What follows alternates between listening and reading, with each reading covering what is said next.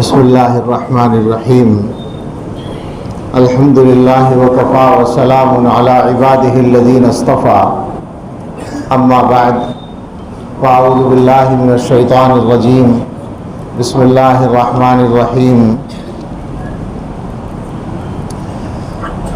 ولا تخزنی یوم یبعثون یوم لا ينفع مال ولا بنون الا من اتى اللہ بقلب سلیم صدق اللہ العظیم قال رسول اللہ صلی اللہ علیہ وسلم ان النور اذا دخل الصدر انفسح قالوا یا رسول اللہ وهل لذلك من علم يعرف به قال نعم التجافی عن دار الغرور والانابة الى دار الخلود والتأهب للموت قبل نزوله او کما قال علیہ الصلاۃ والسلام سبحان ربک رب العزۃ عما یصفون وسلام علی المرسلین والحمد للہ رب العالمین اللہم صل علی سیدنا محمد وعلی آل سیدنا محمد وبارک وسلم اللہم صل علی سیدنا محمد وعلی آل سیدنا محمد وبارک وسلم اللہم صل علی سیدنا محمد وعلی آل سیدنا محمد مبارک وسلم تو برائے بندگی ہے یاد رکھ، تو بندگی کے لیے ہے، تو برائے بندگی ہے یاد رکھ، بہر سر افگندگی ہے یاد رکھ، ورنہ پھر شرمندگی ہے یاد رکھ، چند روزہ زندگی ہے یاد رکھ، ایک دن مرنا ہے آخر موت ہے، کر لے جو کرنا ہے آخر موت ہے۔ تو نے منصب بھی اگر پایا تو کیا، عہدہ مل گیا تو کیا مل جائے گا، کیا ہو جائے گا، تو نے منصب بھی اگر پایا تو کیا، گنج سیم و زر سونے چاندی کا خزانہ، گنج سیم و زر بھی ہاتھ آیا تو کیا، قصر عالی شان شاندار محل، قصر عالی شان بھی بنوایا تو کیا، دبدبا بھی اپنا دکھلایا تو کیا۔ ذرا غور کریں، دنیا میں ان تین چار چیزوں ہی کے لیے ساری مارا ماری ہے، مکان شاندار ہو جائے، پیسہ جمع ہو جائے، عہدہ مل جائے، دبدبا روب ہو جائے، ہماری بات چلے، جو کہہ دیں وہ مانا جائے، یہ جو جذبہ ہے اس کو کہا ہے تو نے منصب بھی اگر پایا تو کیا، گنج سیم و زر بھی ہاتھ آیا تو کیا، قصر عالی شان بھی بنوایا تو کیا، دبدبا بھی اپنا دکھلایا تو کیا، ایک دن مرنا ہے آخر موت ہے، کر لے جو کرنا ہے آخر موت ہے۔ قیصر و اسکندر و جم بڑے بڑے بادشاہوں کے نام ہیں، جم سے مراد ہوتا ہے جمشید۔ قیصر و اسکندر و جم چل بسے، زال اور سہراب و رستم دنیا کے نامی گرامی پہلوان، زال اور سہراب و رستم چل بسے، سب دکھا کر اپنا دم خم چل بسے، کیسے کیسے شعر و زیغم چل بسے، ایک دن مرنا ہے آخر موت ہے، کر لے جو کرنا ہے آخر موت ہے۔ اور میں تو سوچتا ہوں کہ یہ بادشاہوں اور پہلوانوں کی بات تو ہے ہی دنیا کی طاقت کے اعتبار سے، لیکن جو اللہ والے ہیں وہ بھی چل بستے ہیں، ایسا نہیں ہے کہ وہ زندہ رہ جاتے ہوں۔ وہ بڑے بڑے علماء، بڑے بڑے مشائخ، بڑے بڑے اللہ والے اپنے اپنے وقت میں اپنے اپنے جوہر دکھا کر، اپنا اپنا فیض پہنچا کر وہ بھی چل بستے ہیں، اور پھر جو گیا بس ختم ہو گیا، نام رہ جاتا ہے اللہ والوں کا کچھ خیر و خوبی کے ساتھ بس، لیکن وہ خود نہیں رہتے، دنیا کے معاملات میں ان کا کوئی دخل نہیں رہتا۔ ایک دن مرنا ہے آخر موت ہے، کر لے جو کرنا ہے آخر موت ہے، کیسے کیسے گھر اجاڑے موت نے، کھیل کتنوں کے بگاڑے موت نے، پیل تن کیا کیا پچھاڑے موت نے، ہاتھیوں جیسے لوگ سر قد قبروں میں گاڑے موت نے، لمبے لمبے قداور لوگ سر قد قبروں میں گاڑے موت نے، ایک دن مرنا ہے آخر موت ہے، کر لے جو کرنا ہے آخر موت ہے۔ ہے یہ لطف و عیش دنیا چند روز، ہے یہ دور جام و مینا چند روز، دار فانی میں ہے رہنا چند روز، اب تو کر لے کار عقبہ چند روز، ایک دن مرنا ہے آخر موت ہے، کر لے جو کرنا ہے آخر موت ہے۔ ہو رہی ہے عمر مثل برف کم، چپ کے رفتہ رفتہ دم بدم، سانس ہے ایک رہ روے ملک عدم، دفعتاً ایک روز یہ جائے گا تھم، ایک دن مرنا ہے آخر موت ہے، کر لے جو کرنا ہے آخر موت ہے یہاں سے تجھ کو جانا ایک دن۔ ہر آدمی یہ سوچ کر سنے کہ تنہا مجھ سے کہا جا رہا ہے یہاں سے تجھ کو جانا ایک دن، اور پڑھنے والے کو چاہیے کہ وہ اپنے آپ کو مخاطب کرے، ہے یہاں سے تجھ کو جانا ایک دن، قبر میں ہوگا ٹھکانہ ایک دن۔ اللہ جانے قبر میں ملے گی یا نہیں، یہ بھی اللہ کے علم میں ہے۔ کتنے ہی موتیں ایسی ہوتی ہیں دریاؤں میں ہو جاتی ہیں، جنگلوں میں ہو جاتی ہیں، کوئی دفن کرنے والا نہیں ہوتا ہے یہاں سے تجھ کو جانا ایک دن، قبر میں ہوگا ٹھکانہ ایک دن، منہ خدا کو ہے دکھانا ایک دن، اب نہ غفلت میں گوانا ایک دن مرنا ہے آخر موت ہے، کر لے جو کرنا ہے آخر موت ہے۔ آخرت کی فکر کرنی ہے ضرور، جیسی کرنی ویسی بھرنی ہے ضرور۔ اللہ معاف کرے ہمارے ساتھ تو اگر یہ اصول چل گیا تو ہم تو تباہ ہو جائیں گے۔ اے اللہ معافی کا معاملہ فرمائیے، مغفرت کا معاملہ فرمائیے، بخشش کا معاملہ فرمائیے۔ آخرت کی فکر کرنی ہے ضرور، جیسی کرنی ویسی بھرنی ہے ضرور، عمر یہ ایک دن گزرنی ہے ضرور، قبر میں میت اترنی ہے ضرور، ایک دن مرنا ہے آخر موت ہے، کر لے جو کرنا ہے آخر موت ہے۔ آنے والی کس سے ٹالی جائے گی، جان ٹھہری جانے والی جائے گی، روح رگ رگ سے نکالی جائے گی، تجھ پہ ایک دن خاک ڈالی جائے گی، ایک دن مرنا ہے آخر موت ہے، کر لے جو کرنا ہے آخر موت ہے۔ زور یہ تیرا نہ بل کام آئے گا، بل طاقت، زور یہ تیرا نہ بل کام آئے گا، اور نہ یہ طول عمل کام آئے، لمبی لمبی امیدیں باندھ رکھی ہے ہم سب نے، اور نہ یہ طول عمل کام آئے گا، کچھ نہ ہنگام اجل کام آئے گا، ہاں مگر اچھا عمل کام آئے گا، ایک دن مرنا ہے آخر موت ہے، کر لے جو کرنا ہے آخر موت ہے۔ بہر غفلت یہ تیری ہستی نہیں، دیکھ جنت اس قدر سستی نہیں۔ ہمارا حال یہ ہے کہ ہمیں دنیا میں بھی جنت کی ضرورت ہے، ہم چاہتے ہیں کہ دنیا بھی عیش بن جائے، دنیا میں کوئی تکلیف نہ ہو، گرمی نہ لگے، سردی نہ لگے، تھکن نہ ہو، بیماری نہ ہو، درد نہ ہو، کچھ بھی تکلیف نہ ہو۔ ہم چاہتے ہیں کہ دنیا بھی جنت بن جائے، اور کام ایسے ہیں کہ آخرت کی جنت ملنا بھی آسان نہیں۔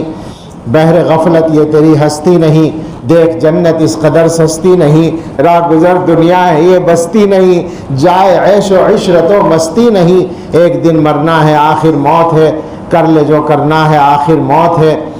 حسن ظاہر پر اگر تو جائے گا، حسن ظاہر پر اگر تو جائے گا، عالم فانی سے دھوکہ کھائے گا، یہ منقش سانپ ہے۔ سانپ خوبصورت ہوتا ہے نا، سانپ کا جو رنگ ہے وہ بڑا اچھا چمکدار سا ہوتا ہے، منقش، یہ منقش سانپ ہے، ڈس جائے گا، رہنا غافل یاد رکھ پچھتائے گا، ایک دن مرنا ہے آخر موت ہے، کر لے جو کرنا ہے آخر موت ہے۔ اللہ اکبر کبیرہ۔ ہم جمع ہوئے ہیں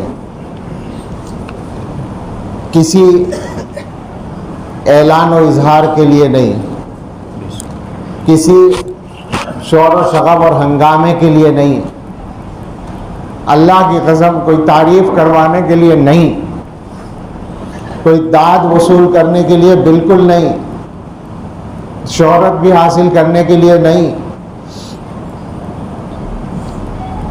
کسی پر طنز کرنے کے لیے بھی نہیں، کسی کو برا کہنے کے لیے بھی نہیں، فقط اس لیے کہ اپنی برائیوں کا احساس پیدا ہو جائے اور ہم اپنے آپ کو ٹھیک کرنے کی فکر کر لیں۔ اللہ ہمارے لیے آسان فرما دے۔ بولنے والا قسم کھا کر کہتا ہے مسجد میں، توبہ کے چکر میں گھومتا ہے، سچی توبہ، پکی توبہ اللہ تعالیٰ کی عظیم نعمت ہے. ادھر بائیں طرف جگہ ہے, آگے آ سکتے ہیں بائیں طرف, میرے بائیں طرف. سچی توبہ, پکی توبہ اللہ تعالیٰ کی بہت بڑی نعمت ہے. مانگتے رہیے اللہ سے اور کرتے رہیے توبہ, اور امید اور یقین رکھتے رہیے اللہ سے قبولیت کا, اور توبہ کے تقاضے پورے کرنے کی کوشش کرتے رہیے. غور یہ کرنا ہے کہ کیا ہمیں توبہ کی واقعی ضرورت ہے؟ ہم جو زندگی گزار رہے ہیں کیا وہ جنت میں لے جانے والی ہے سیدھے سیدھے؟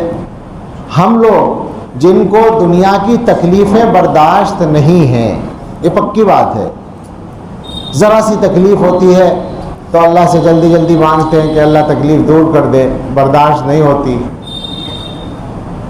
گرمی ہو اور ہمارے پاس ٹھنڈک کا انتظام نہ ہو تو مشکل ہو جاتی ہے ہمارے لیے. سردی ہو, سردی سے بچنے کا ہماری منشا کے مطابق انتظام نہ ہو تو مشکل میں پھنس جاتے ہیں. ہمیں سوچنا یہی ہے کہ جو زندگی ہم گزار رہے ہیں کیا وہ سیدھے جنت میں لے جانے کے لائق ہے؟ ہمارا مقصد تو اصل یہی ہے کہ ہم سیدھے جنت میں جائیں. جنت میں ہر ایمان والا چلا جائے گا, کبھی نہ کبھی چلا جائے گا, لیکن کیا ہم میں یہ ہمت ہے کہ اس کبھی نہ کبھی سے پہلے جو مرحلہ ہے اس کو سہ سکیں؟ نہیں, ہماری ہمت نہیں ہے. اللہ کی قسم نہیں, اللہ ہم میں سے کسی کی ہمت نہیں.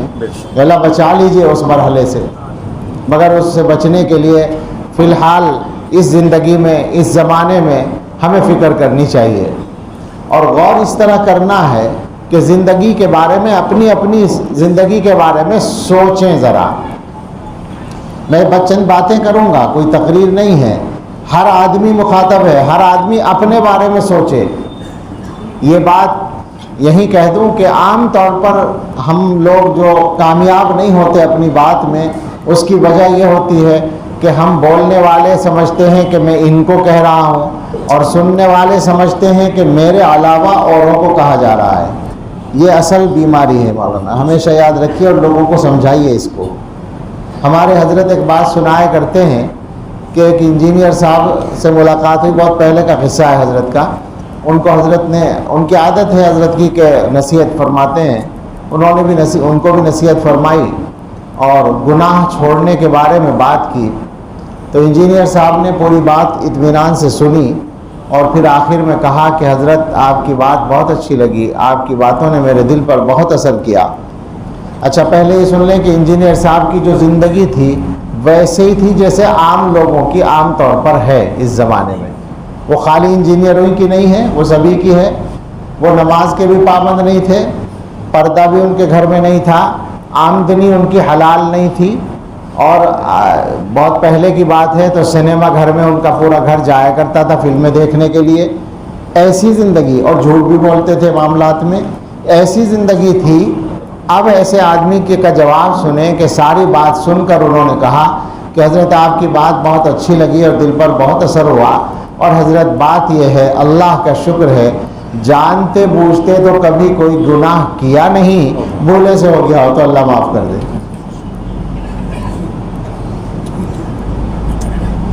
سمجھ میں آیا؟ سمجھ میں آ بھی گیا اور ہنسی بھی آئی آپ کو. مگر مجھے ایمانداری سے بتائیے, کیا ہم میں سے ہر آدمی اسی انجینئر کی طرح غلط فہمی میں مبتلا نہیں ہے؟ غور کریں اس پر اپنے بارے میں. ہر آدمی یہ نہیں سمجھ رہا ہے کہ میں تو ٹھیک گزار رہا ہوں, یہ لوگ گڑبڑ کرتے ہیں سارے. دو بھائیوں میں لڑائی ہے تو ہر بھائی یہ نہیں سمجھ رہا کہ میں ٹھیک ہوں, وہ غلط ہے. دو پڑوسی ہیں تو ہر ایک یہ نہیں سمجھ رہا کہ وہ غلط ہے. اپنی غلطی پہ غور کرنے کو تیار ہی نہیں آدمی. سب اسی انجینئر کی طرح ہے غافل. ہر ایک یہ سمجھتا ہے کہ جی ہم تو کوئی گناہ کرتے نہیں. اس کو سمجھے ذرا, یاد رکھیں انجینئر صاحب نے جو کہا تو ان کے ذہن میں معلوم ہے کیا ہوگا. میں جہاں تک سمجھا ہوں کہ گناہ کا لفظ بولا جاتا ہے تو عام طور سے بدکاری مراد لیتے ہیں لوگ, زنا. اب ایک آدمی بدکاری نہیں کرتا اللہ کے فضل سے, نہیں کی اس نے کبھی, ظاہر ہے اس مجمع میں زیادہ تر بلکہ اللہ کرے سبھی ایسے ہی لوگ ہوں گے جو اس برائی سے بچے ہوئے ہوں گے. تو میرا سوال یہ ہے کہ کیا گناہ صرف یہی ایک ہوتا ہے؟ جھوٹ بولنا گناہ نہیں ہے، لیکن کیا آپ یہ ہمت بھی رکھتے ہیں کہنے کی کہ یہ مجمع ایسا ہے کہ یہاں اکثر لوگ جھوٹ سے بچے ہوئے ہوں گے، مگر کوئی فرق نہیں پڑتا؟ کیوں؟ اس لیے کہ ہم جھوٹ بولتے بھی رہتے ہیں اور حاجی صاحب بنے رہتے ہیں، جھوٹ بولتے رہتے ہیں مولانا صاحب بنے رہتے ہیں، جھوٹ بولتے رہتے ہیں پیر صاحب بنے رہتے ہیں، جھوٹ بولتے رہتے ہیں امیر صاحب بنے رہتے ہیں، ہماری عزت پہ کوئی فرق نہیں پڑتا. جان بوجھ کے جھوٹ بولتے ہیں اور کوئی فرق نہیں پڑتا، تو اللہ سے تو ڈرنا ہے نہیں، یہ تو بندوں کا ڈر ہوا نا. کیا غیبت کرنا گناہ نہیں ہے؟ کتنا بڑا گناہ ہے، لیکن ہر ماحول میں گنے چنے آدمی ہوتے ہیں جو اس مصیبت سے بچے ہوئے ہوں. یعنی کئی ہزار لوگوں کے مجمع میں ایک آدمی ملے گا آپ کو مشکل سے ڈھونڈنے سے جو غیبت سے بچا ہوا ہو.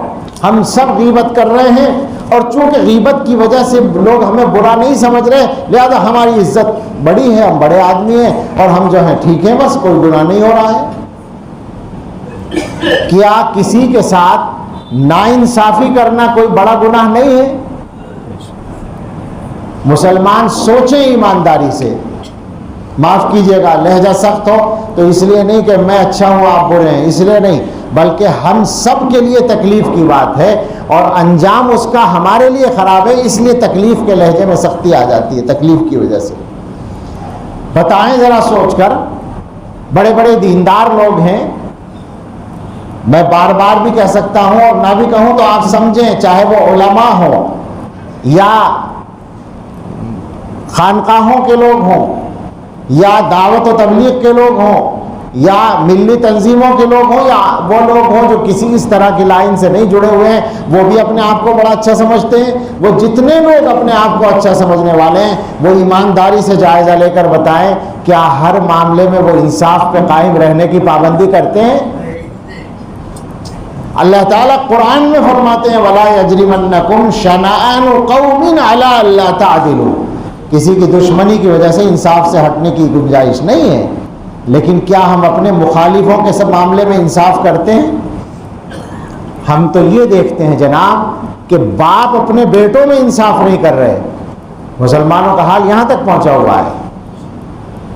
بہت سے باپ بیٹوں میں انصاف نہیں کرتے، اولاد میں انصاف نہیں کرتے، حالانکہ باقاعدہ صراحتاً الگ سے حکم ہے ساووا بین الاولاد، اولاد کے درمیان برابری کرو.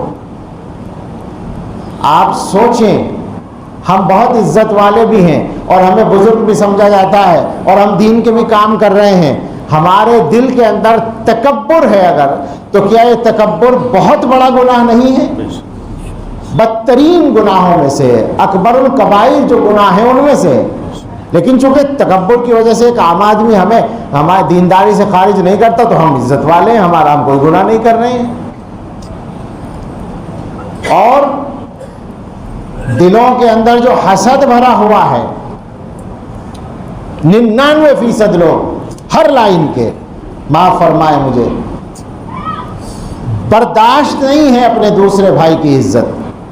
اپنی لائن کا اگر آدمی عزت پا رہا ہے تو وہ برداشت نہیں ہے، دوسری لائن والے کو مل رہا ہے اس سے واسطہ نہیں ہے نا، چونکہ واسطہ نہیں ہے اس لیے اس سے مطلب نہیں.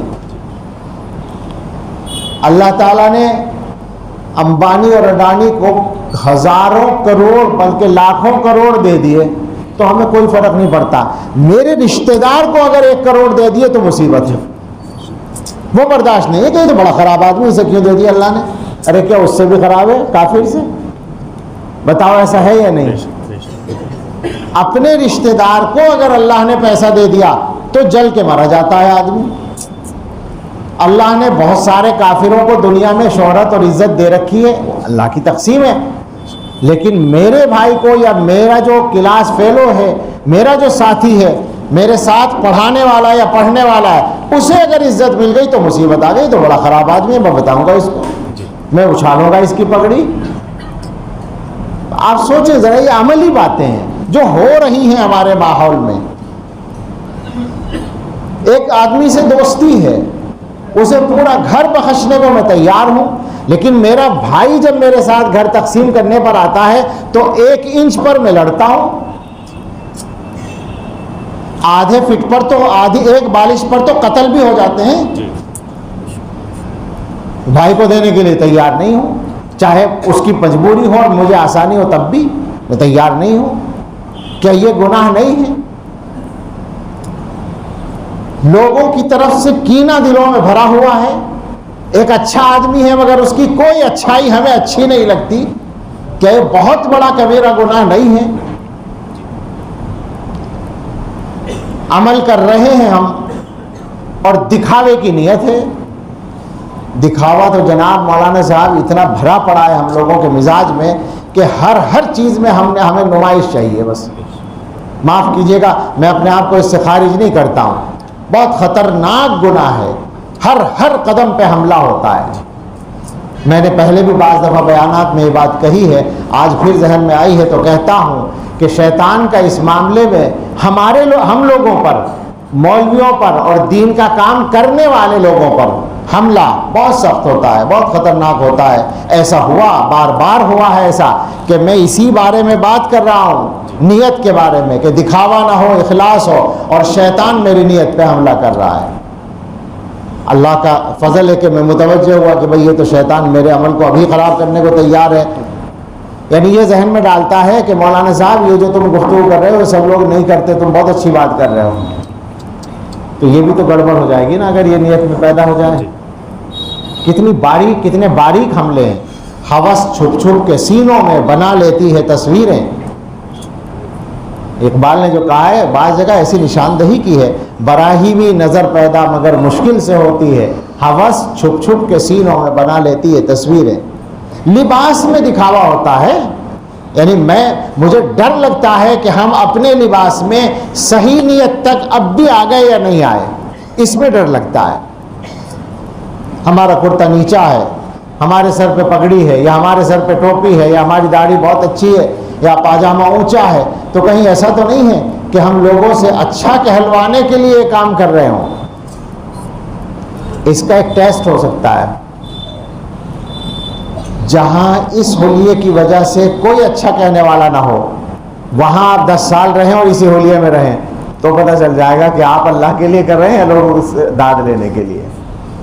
جہاں نماز پڑھنے پر، نماز نہ پڑھنے پر کوئی برا کہنے والا نہ ہو اور نماز پڑھنے پر کوئی اچھا کہنے والا نہ ہو، وہاں آپ نماز کی پابندی کریں تو پتہ چلے گا اللہ کے لیے پڑھتے ہیں. ورنہ ہم لوگوں کا معاملہ تو یہ معاف کریں، عام لوگوں میں بیٹھ کر میں اپنے طبقے کو بھی کہہ رہا ہوں اور سب کو کہہ رہا ہوں، ہمارا تو ہم تو سمجھیے کہ نماز نہیں پڑھیں گے تو روٹی نہیں ملے گی. غلط تو نہیں میری بات؟ مشکل یہ ہے کہ ریکارڈ ہو جاتا ہے سب کچھ، پھر لوگ اس کو پوری بات کو سمجھتے نہیں ہیں. مگر میرا مقصد ہے کہ نیتیں ٹھیک کریں ہم لوگ. نماز کی پابندی یہ تھوڑی ہے کہ بستر پہ گھر میں آرام سے ہیں اور اٹھ کے نماز پڑھ لی تو اللہ میاں پہ احسان کر دیا کہ ہم بستر سے اٹھ کے آئے ہیں. نماز تو یہ ہے کہ آپ سفر کی مشقت میں ہیں اور تھکے ہوئے ہیں اور پھر بھی مکمل نماز پڑھ رہے ہیں. اور جب ایسے لوگ نماز پڑھتے ہیں، جب نماز اس طرح پڑھی جاتی ہے تو اللہ کی مدد آتی ہے. حضرت مدنی رحمۃ اللہ علیہ کا واقعہ ہم نے سنا ہے.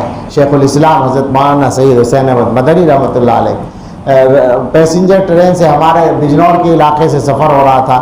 نجیب آباد کے اسٹیشن پر گاڑی رکی. حضرت نے اتر کر نماز شروع کر دی جماعت سے. اسٹیشن پر جو ساتھ میں تھے وہ لگ گئے اور کھڑے ہو گئے ساتھ میں.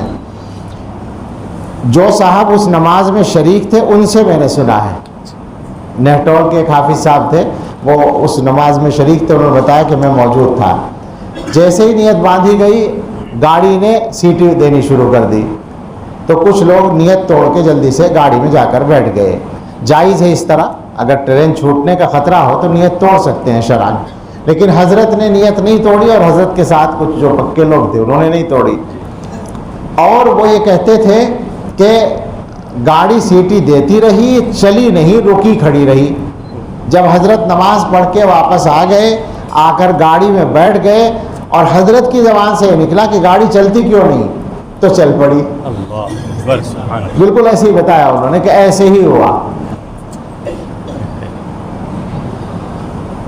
نماز اس کو کہتے ہیں. نماز اس کو کہتے ہیں کہ محمد علی جوہر گول میز کانفرنس میں شرکت کے لیے گئے, اور محمد علی جوہر تو کوئی مولانا بھی نہیں تھے, حقیقت میں مولانا نہیں تھے, مولانا اللہ نے ان کو بعد میں بنا دیا اور ان کو مولانا کہا گیا, ورنہ تو علی گرین تھے اور علی گڑھ کی کرکٹ ٹیم کے سب سے شاندار کھلاڑی تھے.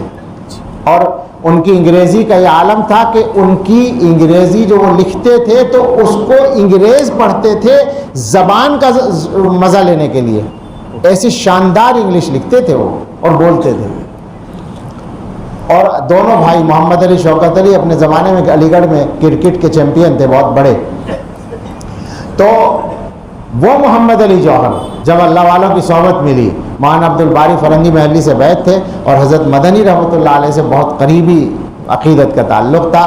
لندن کی پارلیمنٹ میں گول میز کانفرنس ہو رہی ہے اور اس کے بیچ میں نماز کا وقت آ گیا ہے, اور آپ سمجھیں کہ غلام ہندوستان کے شہری ہیں اور وہ جو مالک بنے ہوئے انگریز ان سے مذاکرات ہو رہے ہیں اور انہی سے آزادی کا مسئلہ زیر بحث ہے, اور نماز کا وقت آ گیا تو کوئی تکلف نہیں ہوا, اٹھ کے کھڑے ہو گئے, وضو کیا, ادھر ادھر دیکھا, کوئی چیز نظر نہیں آئی تو اپنی شیروانی اتاری, بچھائی اور نماز پڑھ لی. اس کو کہتے ہیں نماز پڑھنا.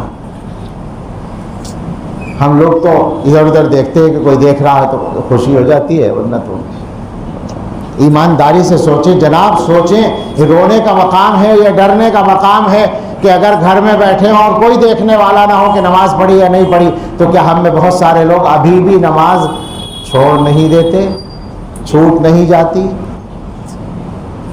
تو کس کے لیے ہو رہی ہے نماز؟ جلال آباد کے ایک مبلغ تھے مولانا حفظ الکبیر صاحب, مبلغ, یعنی بظاہر علماء میں کوئی بڑی حیثیت ان بیچاروں کی نہیں ہوگی, لیکن آپ دیکھیں اللہ والے کیسے ہوتے ہیں. ان کے بیٹے مولانا قاسم صاحب ہیں شاید جو جلال آباد میں پڑھاتے ہیں, تو ان کو ہم نے دیکھا ہے, وہاں حفظ الکبیر صاحب کو بڑی دلچسپ تقریر کرتے تھے, ہلکے پھلکے سے آدمی تھے, کرسی پہ بیٹھ کے چاروں طرف کو گھوم گھوم کے بولتے تھے, یعنی اگر مجمع انہیں ان مجمع کے بیچ میں بھی بٹھاتے تو سارا مجمع مخاطب ہو سکتا تھا, اور ہنسنے ہنسانے کے انداز میں باتیں کرتے تھے. لیکن آپ دیکھیں نماز کی پابندی کا ایک منظر, بس میں جا رہے تھے, کہیں بس رکی, اتر کے انہوں نے مجھ سے کہا کنڈکٹر سے کہ بھائی 5 منٹ روک لو, نماز پڑھ لیں گے. تو اس نے سواری اتاری اور کہا کہ نہیں رکے گی نہیں گاڑی. تو ان کا اچھا پھر میں اترتا ہوں. تو اپنا سامان لے کے اتر گئے نماز پڑھنے کی وجہ سے, اس ارادے سے کہ اب اگلی بس سے چلے جائیں گے. اور وہ بس چل پڑی اور تھوڑا سا چل کے خراب ہو گئی, اور مولانا نماز پڑھ رہے ہیں, آرام سے نماز پوری کی. اب کھڑے ہو گئے انتظار میں کہ کوئی بس آئے گی, تو پتہ چلا وہی کنڈکٹر واپس آیا بلانے کے لیے کہ جی چلو, وہ بس خراب ہو گئی, اور وہ گئے اور بس ٹھیک ہو گئی. یہ ہم نے سنا ہے واقعہ, کوئی بہت مشہور آدمی بھی نہیں, لیکن اللہ کے قرب کے لیے شہرت ضروری نہیں ہے. یہ کبھی شہرت سے دھوکہ نہیں کھانا چاہیے, بہت مرتبہ شہرت مصیبت ہوتی ہے, اور شہرت کی طلب تو بالکل مت کرنا کبھی بھی, یعنی یہ خواہش مت رکھنا کہ ہم مشہور ہو جائیں. تو میں بات یہ کہنا چاہتا ہوں کہ ہم لوگ عملی طور پر غور کریں کہ ہم زندگی کیسی گزار رہے ہیں. ویسے تو ہماری عزت ہے, ہم معزز آدمی ہیں, ہمیں کوئی کچھ نہیں کہہ سکتا. اگر ذرا کسی نے کچھ کہہ دیا ہم اس کی جان کو آ جائیں گے, کیوں ہماری شان میں اس نے ایسی بات کہی, ہماری بے عزتی کر دی. لیکن ایک بات کیجیے, سوچیے ذرا, میرے ذہن میں میری زبان پر اس انداز سے بات پہلی بار آ رہی ہے. ایک بات ایمانداری سے ہر آدمی سوچ لے. دوبارہ کہوں گا میں, ارے بھائی کیا کر رہے ہو, کچھ بھی ہو رہا ہو چھوڑ دو, اس کو رکھا رہنے دو, توجہ سے ادھر سنو. ہمیں کوئی آدمی کچھ چھوٹی سی بات کہہ دے, ہمیں برداشت نہیں ہے نا, بے عزتی ہو جاتی ہے ہماری.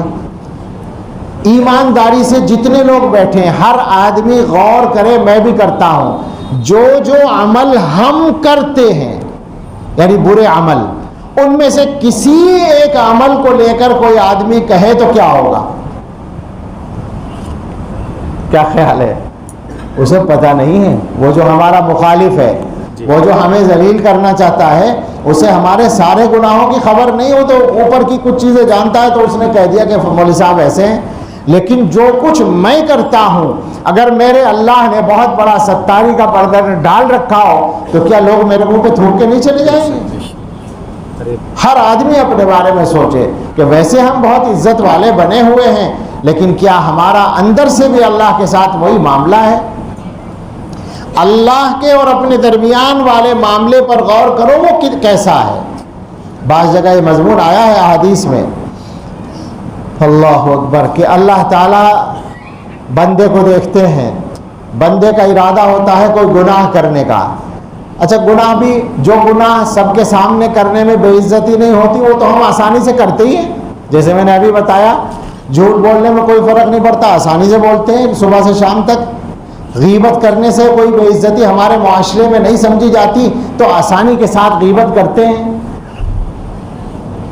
اسی طرح سے بہت سارے گناہ ایسے ہیں جو ہم آسانی کے ساتھ سب کے سامنے کرتے ہیں، لیکن کچھ گناہ ایسے ہیں جن کا پتہ اگر لوگوں کو چل جائے تو بے عزتی ہو جائے، ان گناہوں کے لیے ہم چھپتے ہیں۔ تو یہ مضمون آیا ہے کہ بندہ انسانوں سے چھپ کر گناہ کرنے کی کوشش کرتا ہے تو اللہ تعالیٰ فرماتے ہیں بندے سے کہ اے بندے، تجھے دیکھنے والے جتنے لوگ تھے ان میں سب سے کمزور تو نے مجھے ہی سمجھا، سب سے پردہ کر لیا، مجھ سے تو کوئی پردہ نہیں کیا۔ آدمی بھی دیکھ رہے ہیں، تجھے دیکھ سکتے تھے، میں بھی دیکھ سکتا ہوں، آدمیوں سے تو نے اپنے آپ کو چھپا لیا، مجھ سے تو نہیں چھپایا تو نے۔ غور کریں اس بات پر، کیا معاملہ ہے ہمارا اور ہمارے اللہ کا۔ وہ جو ابراہیم ادھم کا قصہ ہے، ایسے قصے بعض مرتبہ تمثیل ہوتے ہیں، بعض مرتبہ حقیقت بھی ہو سکتے ہیں، لیکن ان میں نصیحت ہوتی ہے۔ کہتے ہیں کہ ایک جوان آیا تھا ابراہیم بن ادھم کے پاس اور ان سے کہا تھا اس نے کہ میرا جی چاہتا ہے کہ میں گناہ بھی کرتا رہوں اور اللہ کی پکڑ بھی نہ ہو، کوئی ایسا راستہ بتائیے۔ اچھا یہ جی ہم سب کا چاہتا ہے، اچھا یہ بات ہم چاہے کہیں نہیں، دلوں میں یہی بات ہے ہمارے کہ ہمارا جو جی چاہے ہم کرتے رہیں اور اللہ میاں کیا سیدھے جنت میں جائیں۔ میں نے بھی یہی سوچ رکھا ہے، آپ نے بھی یہی سوچ رکھا ہے۔ اور خطرے کی بات یہ ہے کہ اس پر بھروسہ کر رکھا ہے۔ وہ حدیث مجھے یاد آ گئی، جب بھی یاد آتی ہے تو بہت ڈر لگتا ہے۔ الکیس من دان نفسہ وعمل لما بعد الموت والعاجز من اتبع نفسہ ہواہا وتمنا علی اللہ۔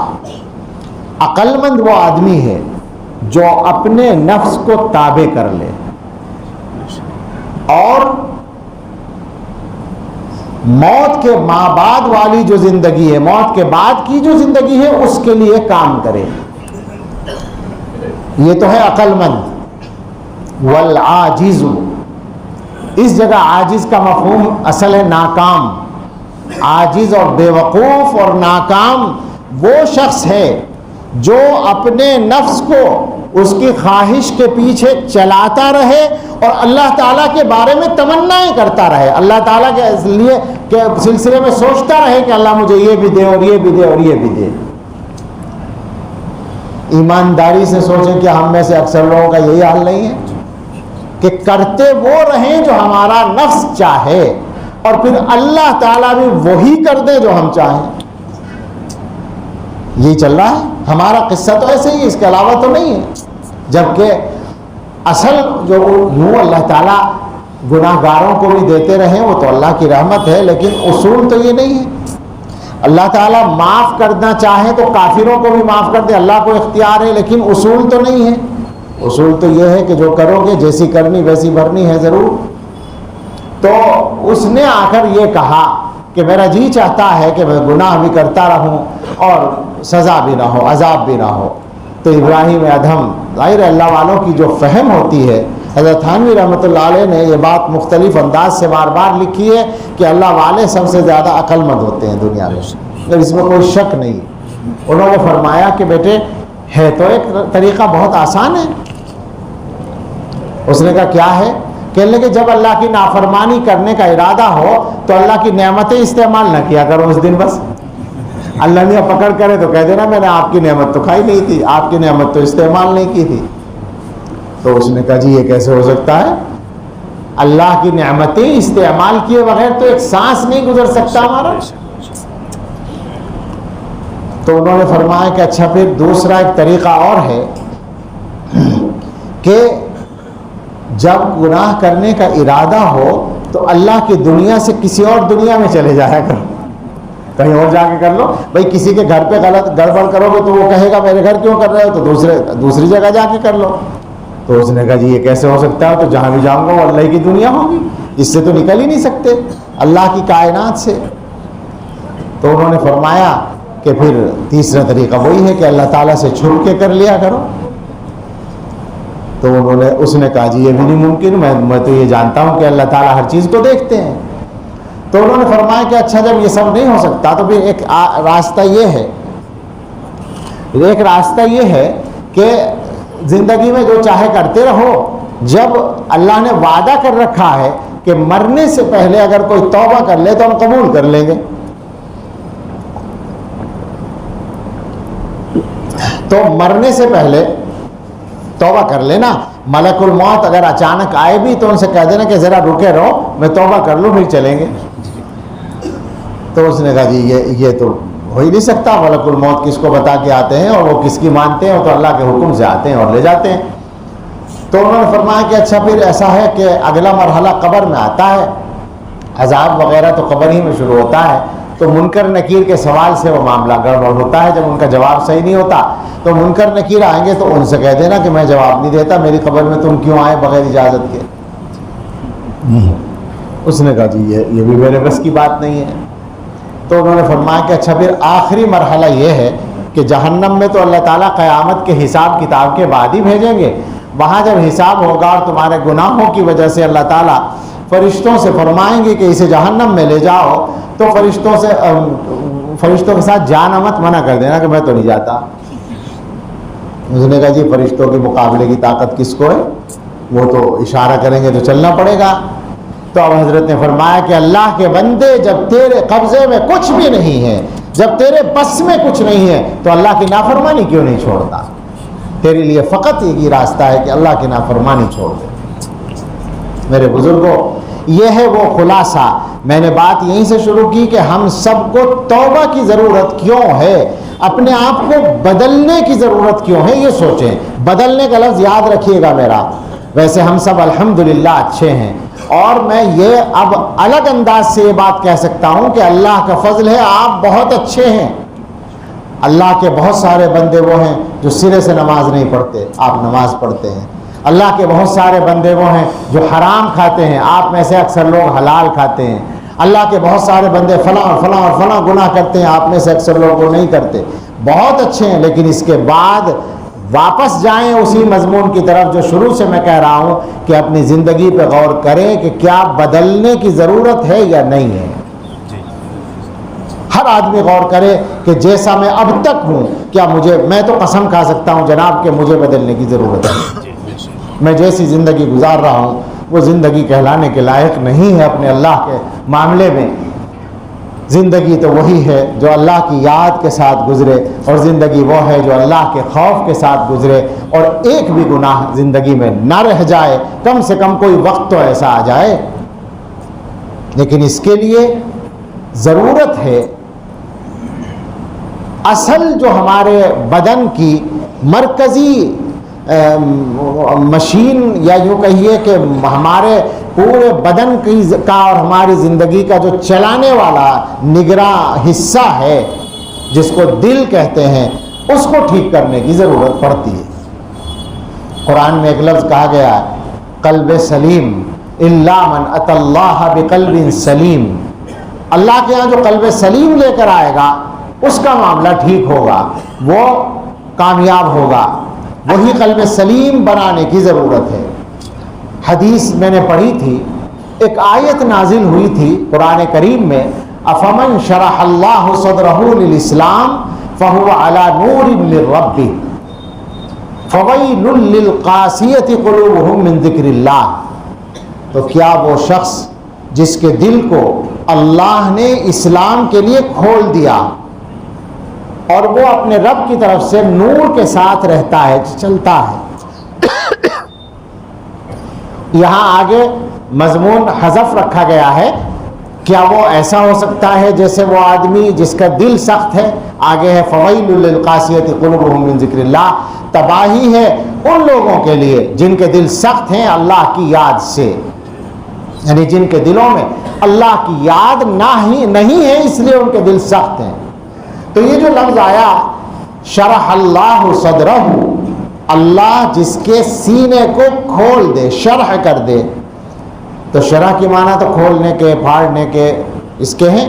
تو صحابہ کرام کے ذہنوں میں سوال پیدا ہوا کہ یہ کیا ہے، یہ کیا ہے اس آیت کا جو مضمون ہے. تو رسول اللہ صلی اللہ تعالیٰ علیہ وسلم نے اس کی وضاحت فرمائی، مگر وضاحت جو فرمائی وہ بھی ایک الگ مضمون تھا. ارشاد فرمایا ان النور اذا دخل الصدر انفسح، نور جب سینے میں داخل ہوتا ہے تو سینہ کشادہ ہو جاتا ہے. اب پھر وہی بات آ گئی، سینہ کھول دیا، سینہ کشادہ ہو گیا. تو سینہ کشادہ ہونے کا کیا مطلب، یا دل کشادہ ہونے کا کیا مطلب؟ تو آپ اب غور کریں ذرا. صحابہ نے سوال بدلا. یہ بات ہمیشہ یاد رکھیں، حضرات صحابہ رضی اللہ تعالی عنہم اس پوری انسانی برادری کی مجموعی اعتبار سے سب سے ذہین ترین جماعت کا نام ہے. میں یہ کہتا ہوں کہ ذہین ترین انسان جو اللہ نے اپنے نبی صلی اللہ علیہ وسلم کے قریب باقاعدہ اپنے ارادے سے جمع کیے تھے، منتخب کیے تھے. اصطفاہم اللہ لصحبت نبیہ ولاقامت دینہ. صحابہ کرام پہ زبان چلا دینا آسان ہے، لیکن صحابہ کے 1000ویں حصے کو پہنچنا مشکل ہے. میں فضیلت سے ہٹ کے بھی کہتا ہوں، فضیلت تو ہو ہی نہیں سکتی کسی کی، حضور کی زیارت والی فضیلت تو کسی کو مل ہی نہیں سکتی صحابہ کے بعد. لیکن میں اس سے ہٹ کر بھی کہتا ہوں کہ صحابہ کا علم، ان کی گہرائی اور ان کی دین کی فہم، اس کو کوئی امت کا آدمی نہیں پہنچ سکتا. بہت عجیب جو لوگ ہیں. تو جب یہ بات سمجھ میں نہیں آئی پوری طرح تو صحابہ کرام نے سوال بدل دیا اور الفاظ بدل کے یوں کہا فَهَلْ لِذَلِكَ مِنْ عَلَمٍ يُعْرَفُ بِهِ، یا رسول اللہ یہ جو آپ فرما رہے ہیں سینہ کھل جاتا ہے تو اس کی کوئی علامت ہے، کوئی پہچان ہے جس سے اس کو پہچان لیا جائے؟ تو حضور علیہ الصلوۃ والسلام نے فرمایا کہ ہاں سنو، یعنی اب سمجھ لیں آپ کیا بات بتائی جا رہی ہے. ایمان اللہ کی طرف سے جب مل جاتا ہے، دل میں آ جاتا ہے اور دل کے اندر اس کا نور پیدا ہوتا ہے تو اس کے اندر کشادگی آ جاتی ہے، وہ بڑا ہو جاتا ہے، دل وہ کھل جاتا ہے. اس کا کیا مطلب ہے اور اس کی کیا پہچان ہے؟ فرمایا نام التجافی عن دار الغرور والانابۃ الی دار الخلود والتأہب للموت قبل نزول. یہ پہچان ہے دھوکے کا گھر. دھوکے کا گھر ہے دنیا. دنیا دھوکے کا گھر ہے. یہ بات سمجھانے کی ضرورت نہیں ہے، جتنی زندگی گزرتی جاتی ہے سمجھ میں آتی جاتی ہے، اور جب بال سفید ہو جاتے ہیں تو بولی سمجھ میں آ جاتی ہے، پھر کسی تقریر کی ضرورت نہیں رہتی. دنیا برتنے سے پتہ چلتا ہے نا، جتنا برتتے جائیں گے اتنا پتہ چلتا جائے گا. یعنی میں سچ کہتا ہوں کہ مجھے دنیا میں جو مضامین اللہ نے زیادہ میرے ذہن میں واضح کیے ہیں ان میں سے یہ مضمون بھی ہے. اور میں حیرت کرتا ہوں کہ اس نے کیا کہا تھا ظالم نے، جس کا نام غالب ہے، ہیں کواکب کچھ نظر آتے ہیں کچھ، دیتے ہیں دھوکہ یہ بازیگر کھلا. بالکل الگ غزل کا مضمون تھا وہ، لیکن یہ مصرع، یہ شعر اس کا بالکل ہر قدم پہ سچا نظر آتا ہے. دنیا میں ہر آدمی ہر چیز میں دھوکہ ہے. بہرحال حضور نے فرمایا دھوکے کے گھر سے تجافی. تجافی کے اصل معنی ہے الگ ہونا، دور ہونا. اس کا مفہوم ہے دھوکے کے گھر سے یعنی دنیا سے طبیعت کا اچاٹ ہونا. اچاٹ ہونے کا یہ مطلب نہیں کہ دنیا سے بھاگنے لگے آدمی. اچاٹ ہونے کا مطلب ہے شوق نہ ہونا. اور اس کی بہت آسان مثال میں دیا کرتا ہوں. ہم سب بیت الخلا جاتے ہیں، ضرورت میں جاتے ہیں، شوق میں؟ صرف ضرورت میں. اور یہ واحد جگہ ہے جہاں ضرورت سے زیادہ نہیں بیٹھتے، ورنہ ہم میں سے اکثر لوگ جو ہیں وقت ضائع کرنے کے بہت شوقین ہیں. کہیں بھی بیٹھیں گے، بیٹھے رہیں گے، باتیں کرتے رہیں گے. مگر بیت الخلا میرا خیال ہے ایسی جگہ ہے جہاں کوئی بھی آدمی ضرورت سے زیادہ نہیں بیٹھتا. اسی لیے میری عادت ہے اگر کوئی بیت الخلا میں بیٹھا ہے اور آپ باہر کھڑے ہو کر اس کو تقاضا کریں، کھٹکھٹائیں، تو میں روکتا ہوں کہ نہیں، وہ شوق میں نہیں بیٹھا ہے وہاں، مجبوری میں بیٹھا ہے، تو بقدر مجبوری تو اسے بیٹھنے دو، اس کو اپنی ضرورت تو پوری کرنے دو۔ تو اب یہ بیت الخلاء جانا ضرورت ہے، ہر آدمی جاتا ہے، مگر وہاں اس کا جی نہیں لگتا ہے۔ دنیا حقیقت میں اسی طرح کی چیز ہے، دنیا کے سارے کام کرنے پڑیں گے، لیکن دنیا میں شوق ہو رہنے کا، رغبت ہو رہنے کی اور جی لگے، یہ نہیں، یہ ایمان کی کمزوری کی علامت ہے اگر یہاں جی لگتا ہے۔ ہر وقت اللہ اور آخرت یاد رہے تو ٹھیک ہے، پھر دنیا میں جی کہاں لگ رہا ہے، پھر تو آخرت کی طرف دماغ ہے، وہی اصل مقصد ہے۔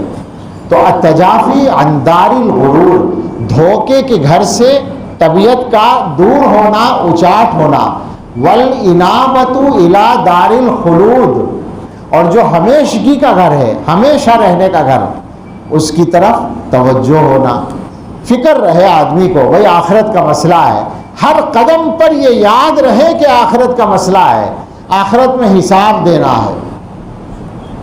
وَالتَّأَهُّبُ لِلْمَوْتِ قَبْلَ نُزُولِهِ، اور موت کے آنے سے پہلے موت کی تیاری کرنا۔ یہ جس آدمی کے اندر پائی جائیں گی تو سمجھ لو کہ اس کا ایمان، اس کے دل کے اندر نور ایمان اتر چکا ہے اور اس کا دل کشادہ ہو گیا ہے۔ اچھا، جب دل کشادہ ہوگا تو کیا ہوگا؟ دنیا کی چیزوں کے چکر میں نہ لڑے گا نہ پریشان ہوگا۔ آپ غور کریں، دنیا کا نقصان ہو رہا ہے، ہوتا رہو، کیا فرق پڑتا ہے، کوئی فکر نہیں ہوگا۔ ہم نے سنا ایک صاحب یہی ہمارے علاقے میں ایک جگہ بہت بڑی زمین جائیداد کے مالک، نوابی خاندان کے آدمی ہیں، ان کی جائیداد میں جھگڑا چل رہا تھا، رشتہ داروں نے کر رکھا تھا، تو کروڑوں کی جائیداد خطرے میں تھی اور مقدمے چل رہے تھے۔ یہ ابھی 10-15-20 سال پہلے کی بات ہے، اب نہیں مجھے معلوم کیا ہو رہا ہے، مگر مجھے جنہوں نے بتایا تھا انہوں نے سنایا، اور سنایا تھا ہمیں حضرت مولانا ریاست علی صاحب قدس اللہ سرہ کے چھوٹے صاحبزادے حضرت مولانا محمد سعدان رحمۃ اللہ علیہ نے، وہ بھی چلے گئے ہیں، انہوں نے سنایا تھا کہ ان کے گھر جانا ہوا، مولانا سعدان کا، ان صاحب کے گھر، تو انہوں نے وہی کہا کہ مولانا دعا کریں، بہت پریشان ہوں، اتنی بڑی جائیداد کا مسئلہ ہے، مقدمے چل رہے ہیں اور رشتہ دار مان نہیں رہے اور مسئلہ حل نہیں ہو رہا۔ تو مولوی سعدان یہ کہتے تھے، وہ مجھ سے چھوٹے تھے، میرے بھائی کی طرح تھے میرے لیے، اس لیے میں ان کو سعدان ہی کہتا تھا۔ وہ یہ کہتے تھے کہ میں نے ان سے یہ کہا کہ ذرا یہ بتائیے کہ یہ جائیداد اگر نہ ملے آپ کو تو آپ کے پاس اس کے علاوہ کچھ اور جائیداد ہے؟ انہوں نے کہا بہت ہے، اللہ کے شکر سے اس سے بھی زیادہ ہے۔ یعنی ساری جائیداد کا مسئلہ نہیں تھا، وہ تھوڑی ان کی جائیداد میں سے کچھ حصے کا تھا۔ انہوں نے کہا نہیں، اللہ کا دیا بہت ہے۔ سعدان نے پھر یہ کہا کہ اچھا دوسری بات یہ بتائیے کہ آپ نے آخرت کے لیے کیا تیاری کر رکھی ہے؟ تو وہ کہنے لگے آخرت کی تو کوئی تیاری نہیں ہے۔ تو سعدان نے کہا پھر وہی لے لیجو نا ان سے، یہاں کہیں کو ڈر رہے ہو، چھوڑ دو، وہی لے لیجو، نیکیاں بن کے مل جائے گی، آخرت کی تیاری تو آپ خود ہی کہہ رہے کرنی رکھی، وہاں ضرورت پڑے گی وہاں لے لیجو۔ تو انہوں نے کہا کہ کسی نے آج تک اس طرح نہیں سمجھایا تھا، بہت آسان ہو گیا مسئلہ۔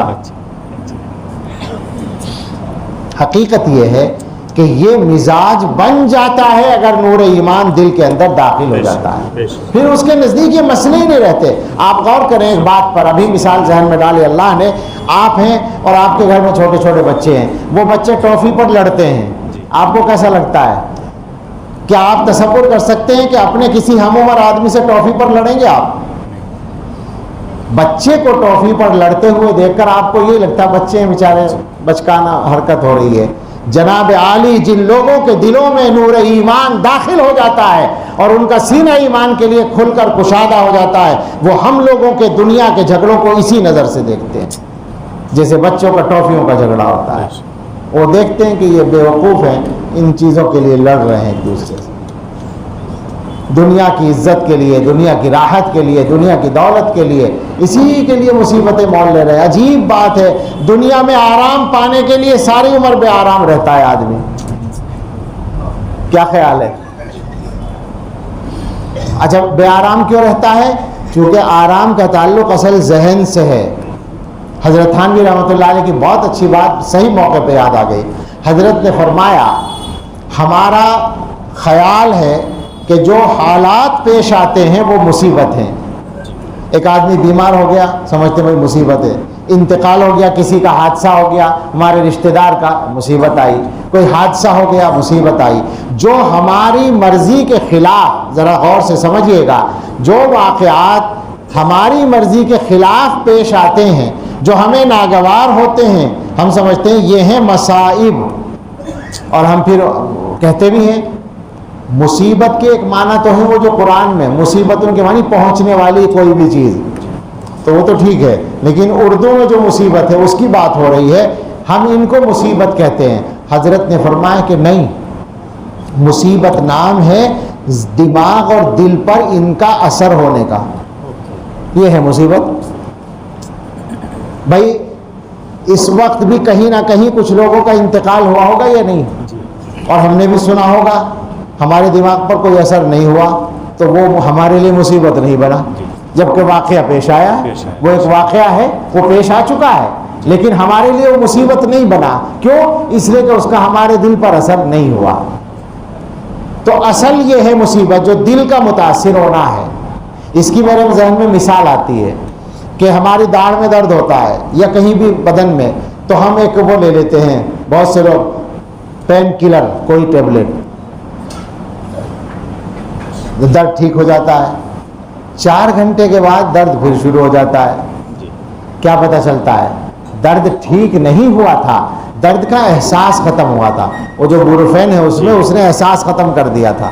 وہ مخدر ہے, چونکہ وہ نشہ آور ہے, تو اس نے اس حصے میں نشہ پیدا کر کے اس کو احساس کو ختم کیا تھا, درد ختم نہیں ہوا تھا, اسی لیے دوبارہ ہونے لگا. دوبارہ نہیں ہونے لگا, وہ پہلے ہی سے ہو رہا تھا, وہ ٹھیک ہی نہیں ہوا تھا.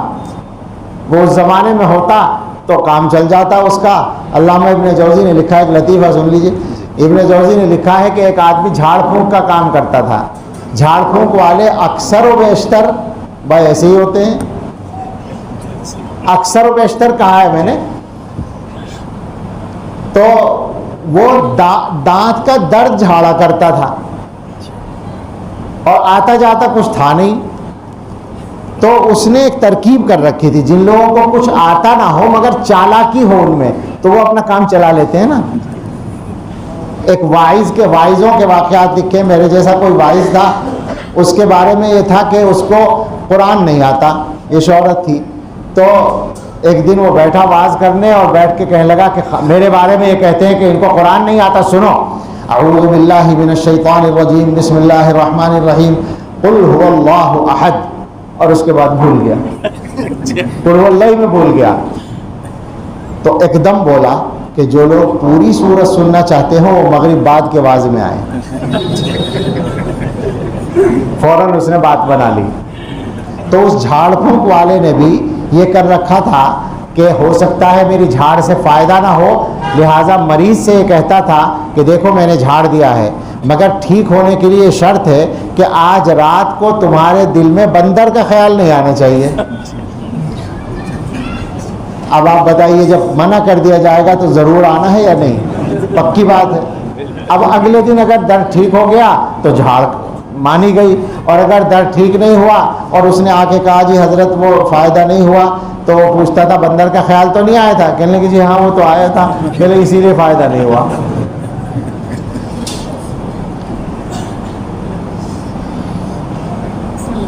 تو دوا کھانے سے, پین کلر لینے سے جو درد نہیں رہا, وہ درد ختم نہیں ہوا تھا, درد کا احساس ختم ہوا تھا. یہ جو ہمارا دل متاثر ہوتا ہے وہ اس لیے وہ ہے مصیبت ہمارے لیے. آپ غور کر لیں, میں اس مضمون کو ذرا, یہ جو دل کا کشادہ ہونا ہے نا نور ایمان کی وجہ سے, میں اس کو کھول رہا ہوں کہ ایمان کا نور جب دل میں اس طرح آ جائے گا اور آخرت کی فکر پیدا ہو جائے گی, تو دنیا کے مسئلے آسان ہو جائیں گے. وہ یوں ہوں گے کہ دل کے اندر اللہ تعالیٰ کی مرضی پر راضی رہنے کا مزاج بن جائے گا, لہذا معاملات سے دل متاثر نہیں ہوگا. یہ ہے وہ نقطہ کہ اللہ والے خوش نظر آتے ہیں. دیکھا ہے نا عام طور پر اللہ والوں کو, جو حقیقت میں اللہ والے ہیں, ان سے ملو تو وہ کسی پریشانی کا ذکر نہیں کریں گے آپ سے، بشاشت نظر آئے گی، حالانکہ ساری پریشانیاں آتی ہیں، بیماری بھی آتی ہے، مخالفتیں بھی آتی ہیں، حاسدین کے حسد بھی، سب کچھ ہوتا ہے ان کے ساتھ، لیکن وہ ہماری طرح سے پریشان نظر نہیں آتے. کیوں؟ اس لیے کہ اللہ کی رضا میں راضی رہنے کا دل بن چکا ہے، اور جب اللہ کی رضا میں راضی رہنے کی عادت بن جائے تو پھر مسئلہ ہی ختم ہو جاتا ہے.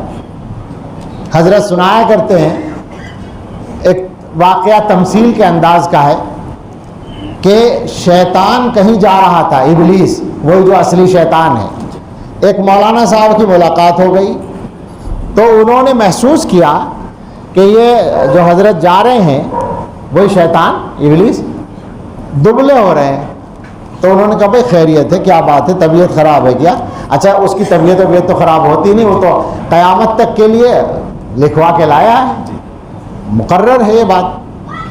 تو اس نے کہا نہیں، طبیعت تو میری کہاں خراب ہوگی، لیکن کچھ لوگ ہیں جنہوں نے دبلا کر دیا. تو انہوں نے کہا بھائی واہ، کچھ ایسے لوگ بھی ہیں جو تجھے بھی دبلا کر سکتے. کہنے لگے ہاں، قبضے میں آتے ہی نہیں. تو انہوں نے تعجب کیا. تو اس نے کہا کہ تم اگر نمونہ دیکھنا چاہو تو میں دکھا سکتا ہوں. انہوں نے کہا بہت اچھا، چلو دکھاؤ. اس نے کہا چل میرے ساتھ. وہ لے گیا ایک بستی میں، کنارے پر ایک چھپر تھا، بڑا سا چھپر پڑا ہوا تھا، اور اس چھپر کے نیچے ایک بڑے میاں کپڑا بننے کا کام کر رہے تھے. تانا بانا بندھا ہوا تھا، لمبا لمبا دھاگے جو ہوتے ہیں، اور وہ بن رہے تھے اپنا. شیطان نے ان صاحب سے کہا تم یہاں کھڑے ہو جاؤ اور دیکھو میں جو کچھ کرتا ہوں اور یہ بڈھا جو کچھ کرتا ہے اس کو دیکھنا بس. شیطان نے گدھے کی شکل بنا لی، بالکل ٹھیک بنائی، اور گدھا بن کے ان کے قریب گیا اور جا کر ان کے جو دھاگے تھے ان پر دلتی مار دی. اب سوچیں آپ دھاگے کتنے ٹوٹے ہوں گے، بہت سارے دھاگے ٹوٹ گئے. اگر آپ اور ہم ہوں وہاں، ہم میں سے کوئی آدمی ہو تو ایمانداری سے بتائیں ہم کیا کریں گے؟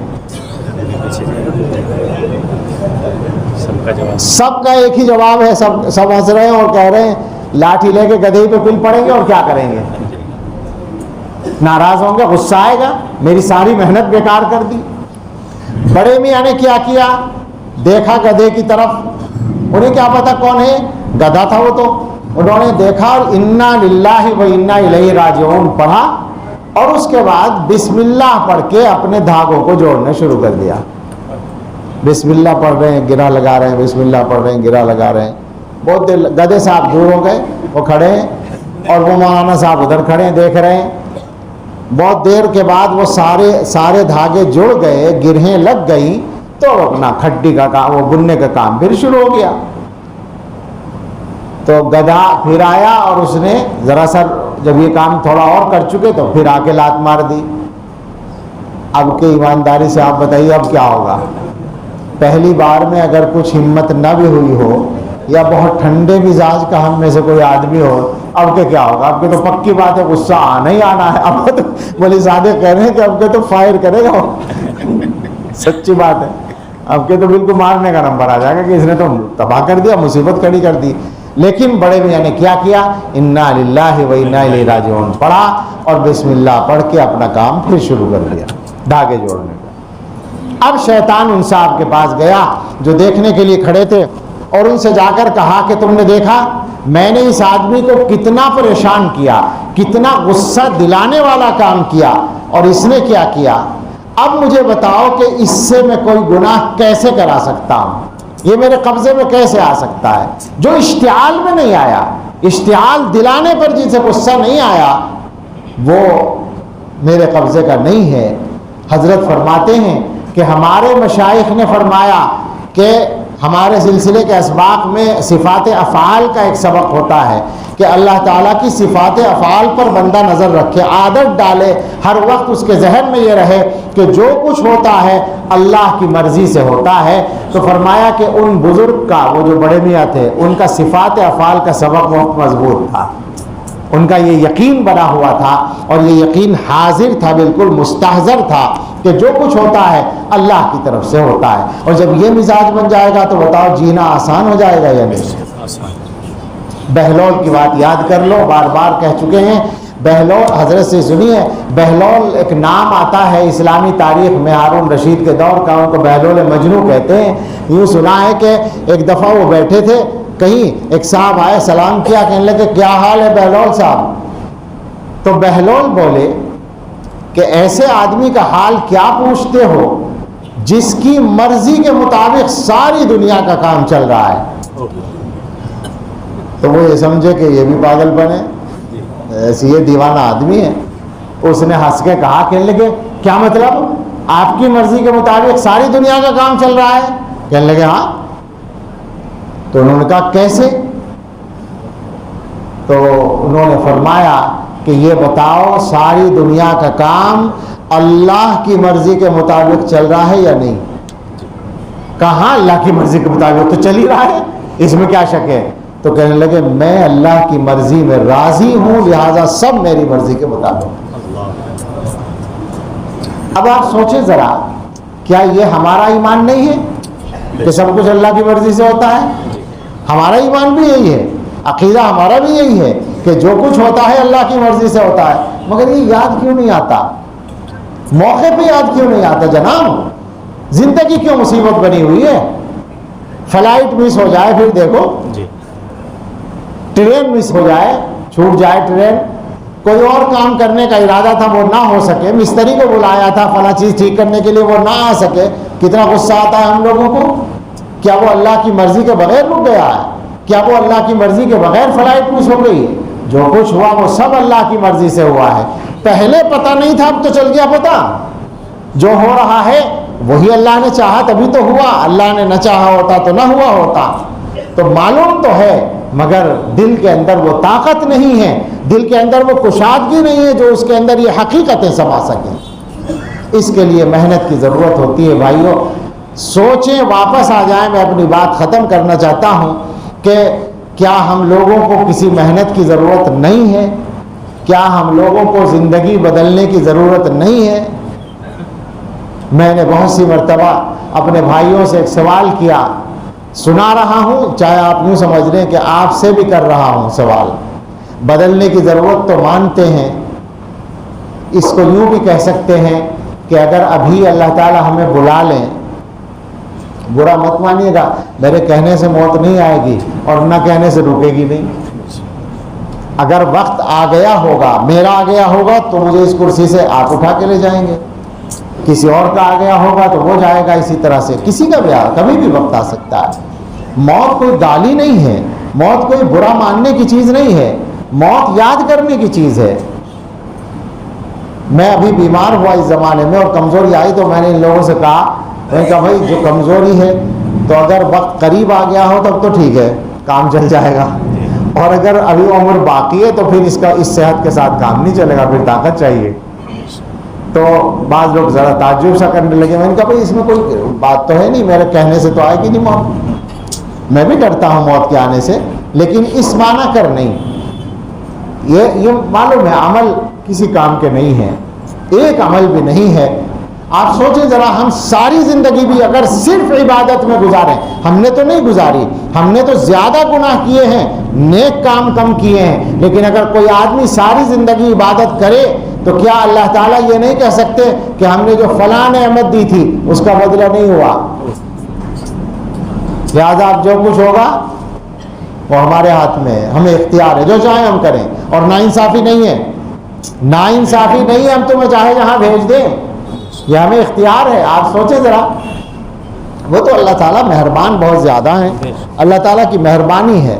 تو ڈر اس معنی کر بالکل نہیں، لیکن یہ ہے کہ اپنے اعمال کو دیکھتے ہوئے ڈر ہے، اللہ کی رحمت کو دیکھتے ہوئے کوئی ڈر نہیں لگتا. بہت سے بزرگوں کے ایسے واقعات یا الفاظ بھی سنے ہیں کہ جب ان کے سامنے یہ بات آئی، سادہ سے لوگ، گاؤں کے لوگ، کہ حساب اللہ تعالیٰ لیں گے، تو وہ کہنے لگے اچھا حساب اللہ تعالیٰ لیں گے، کہ ہاں، کہیں گے پھر تو کام چل جائے گا، وہ تو بہت مہربان ہے. اگر حساب اللہ تعالیٰ لیں گے تو بہت مہربان ہے. اور میرے بھائیو واقعی اللہ تعالیٰ مہربان ہیں، تبھی انہوں نے ہمارے لیے ٹھیک ہونے کا راستہ کھول رکھا ہے۔ آپ غور کریں، ایمانداری سے سوچیں، یہ بات بھی عجیب ہے کہ اب تک ہم نے جتنے گناہ کیے ہیں، ہر آدمی سوچ لے، اس کے 100ویں حصے کو اگر ہمارا بچہ کر لے ہماری نافرمانی، تو ہم کیا کریں گے؟ ساری عمر کے لیے اسے چھوڑ دیں گے یا نہیں؟ بچے کو اپنے، جو سب سے زیادہ عزیز ہوتا ہے ہمیں، مگر اللہ نے ہمیں نہیں چھوڑا، اللہ نے ہم اپنی نعمتوں کو نہیں روکا، اور تو اور ساری نعمتوں کے ساتھ ساتھ پردہ ڈال کے رکھا، ہمیں رسوا نہیں کیا۔ رسول اللہ صلی اللہ تعالیٰ علیہ وسلم نے دعائیں فرمائی، اور دعاؤں میں، میں نے پہلے بھی کہا نماز سے پہلے بھی، حضور کی دعاؤں میں عجیب عجیب علوم ہیں۔ آپ نے فرمایا یا من قل عند نعمتہ شکری فلم یحرمنی، اے وہ ذات جس کی نعمتوں پر میرا شکر کم رہا مگر اس نے مجھے نعمتوں سے محروم نہیں کیا۔ سوچیں ذرا، اللہ کی نعمتوں پہ کوئی شکر ادا ہوا ہم سے؟ وَيَا مَنْ قَلَّ عِنْدَ بَلِيَّتِهِ صَبْرِي فَلَمْ يَخْذُلْنِي، اور ہے وہ ذات کہ جس کی آزمائشوں پر اس کی طرف سے کبھی کوئی پریشانی آ گئی تو میں نے اس پہ صبر نہیں کیا مگر اس نے مجھے نامراد نہیں کیا۔ سوچیں اس بات کو بھی کہ صحت ہمیشہ رہتی ہے، کبھی کبھی تکلیف ہوتی ہے، اعلان تکلیف کا ہوتا ہے، صحت کا نہیں ہوتا۔ بندوں سے شکایت ہوتی ہے، عجیب بات ہے، بندے اپنے مہربان رب کی شکایت بندوں سے کرتے ہیں۔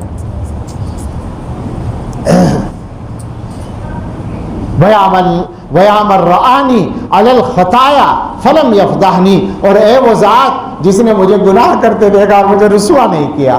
یہ حضور نے دعا مانگی ہے، ہمیں سکھائی ہے۔ اپنے اللہ سے آپ دیکھیں اپنا رشتہ اور اللہ کی مہربانی کو دیکھیں۔ اللہ تعالیٰ کو اپنے بندوں کو معاف کرنا پسند ہے، اللہ تعالیٰ بالکل پسند نہیں کرتے کہ بندوں کو جہنم میں ڈالیں۔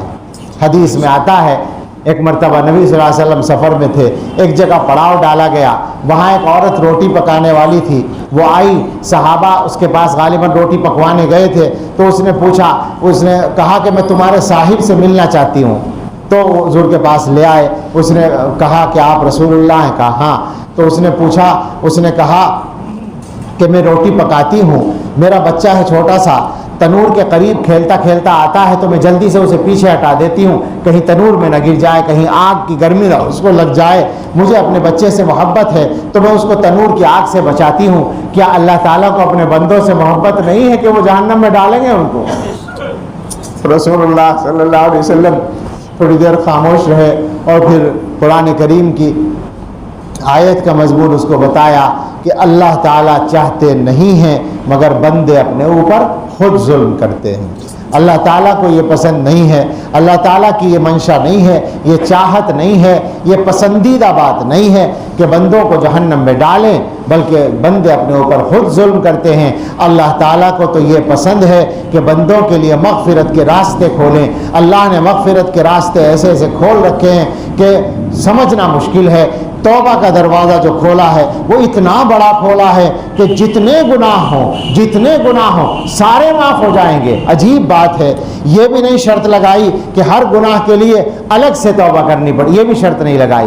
ساری زندگی تم گناہ کرتے آئے ہو، ایک دفعہ بیٹھ کے اپنے رب سے کہو اے اللہ میرے سارے گناہ معاف کر دی، اللہم اغفر لی ما قدمت وما اخرت وما اسررت وما اعلنت وما انت اعلم بہ منی۔ حضور نے الفاظ سکھائے ہیں، اللہ تعالیٰ کی خوشامد کرنے کے لیے الفاظ سکھائے ہیں جن کو پڑھ کے بندے کو اللہ کی محبت بھی بڑھتی ہے۔ ورنہ اللہ سے ایک بار کہہ دو اے اللہ اب تک جو مجھ سے غلطیاں ہوئی ہوں آپ معاف کر دیجئے، میں شرمندہ ہوں اور آئندہ نہیں کرنا چاہتا ہوں، نہ کرنے کا ارادہ کرتا ہوں، یہ کہہ دیجئے۔ اللہ تعالیٰ معاف کرنے کے لیے تیار ہیں، معاف کر دیتے ہیں، یقیناً کر دیتے ہیں، اللہ کی قسم اللہ میاں معاف کر دیتے ہیں۔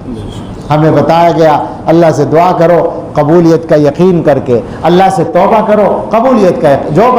جو بندے یہ سوچتے ہیں کہ ہماری دعا قبول نہیں، آج ہی مجھ سے کسی نے پوچھا کہ بعض آدمیوں کو سمجھاتے ہیں تو وہ یہ کہتے ہیں کہ ہمیں بس سمجھاؤ، ہمیں تو اللہ میاں نے جہنم میں بھیجنے کا فیصلہ کر لیا، ہمیں مت سمجھا، ہم تمہاری بات نہیں سنتے۔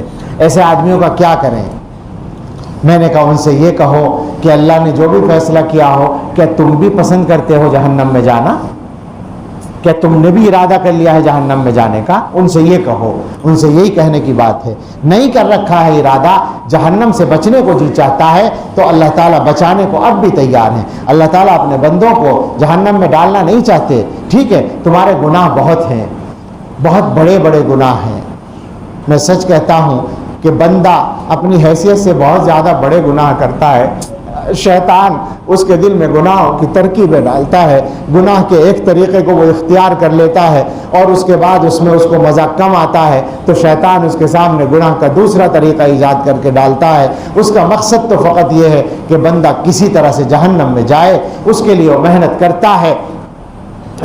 بندہ طرح طرح سے گناہ کرتا ہے، مگر اللہ تعالیٰ کی طرف سے یہ ہے کہ میرے بندے لو اتیتنی بقراب الارض خطایا لاتیتک بقرابها مغفرۃ، تو اگر میرے پاس زمین بھر گناہ لے کے آئے گا میں زمین بھر مغفرت لے آؤں گا۔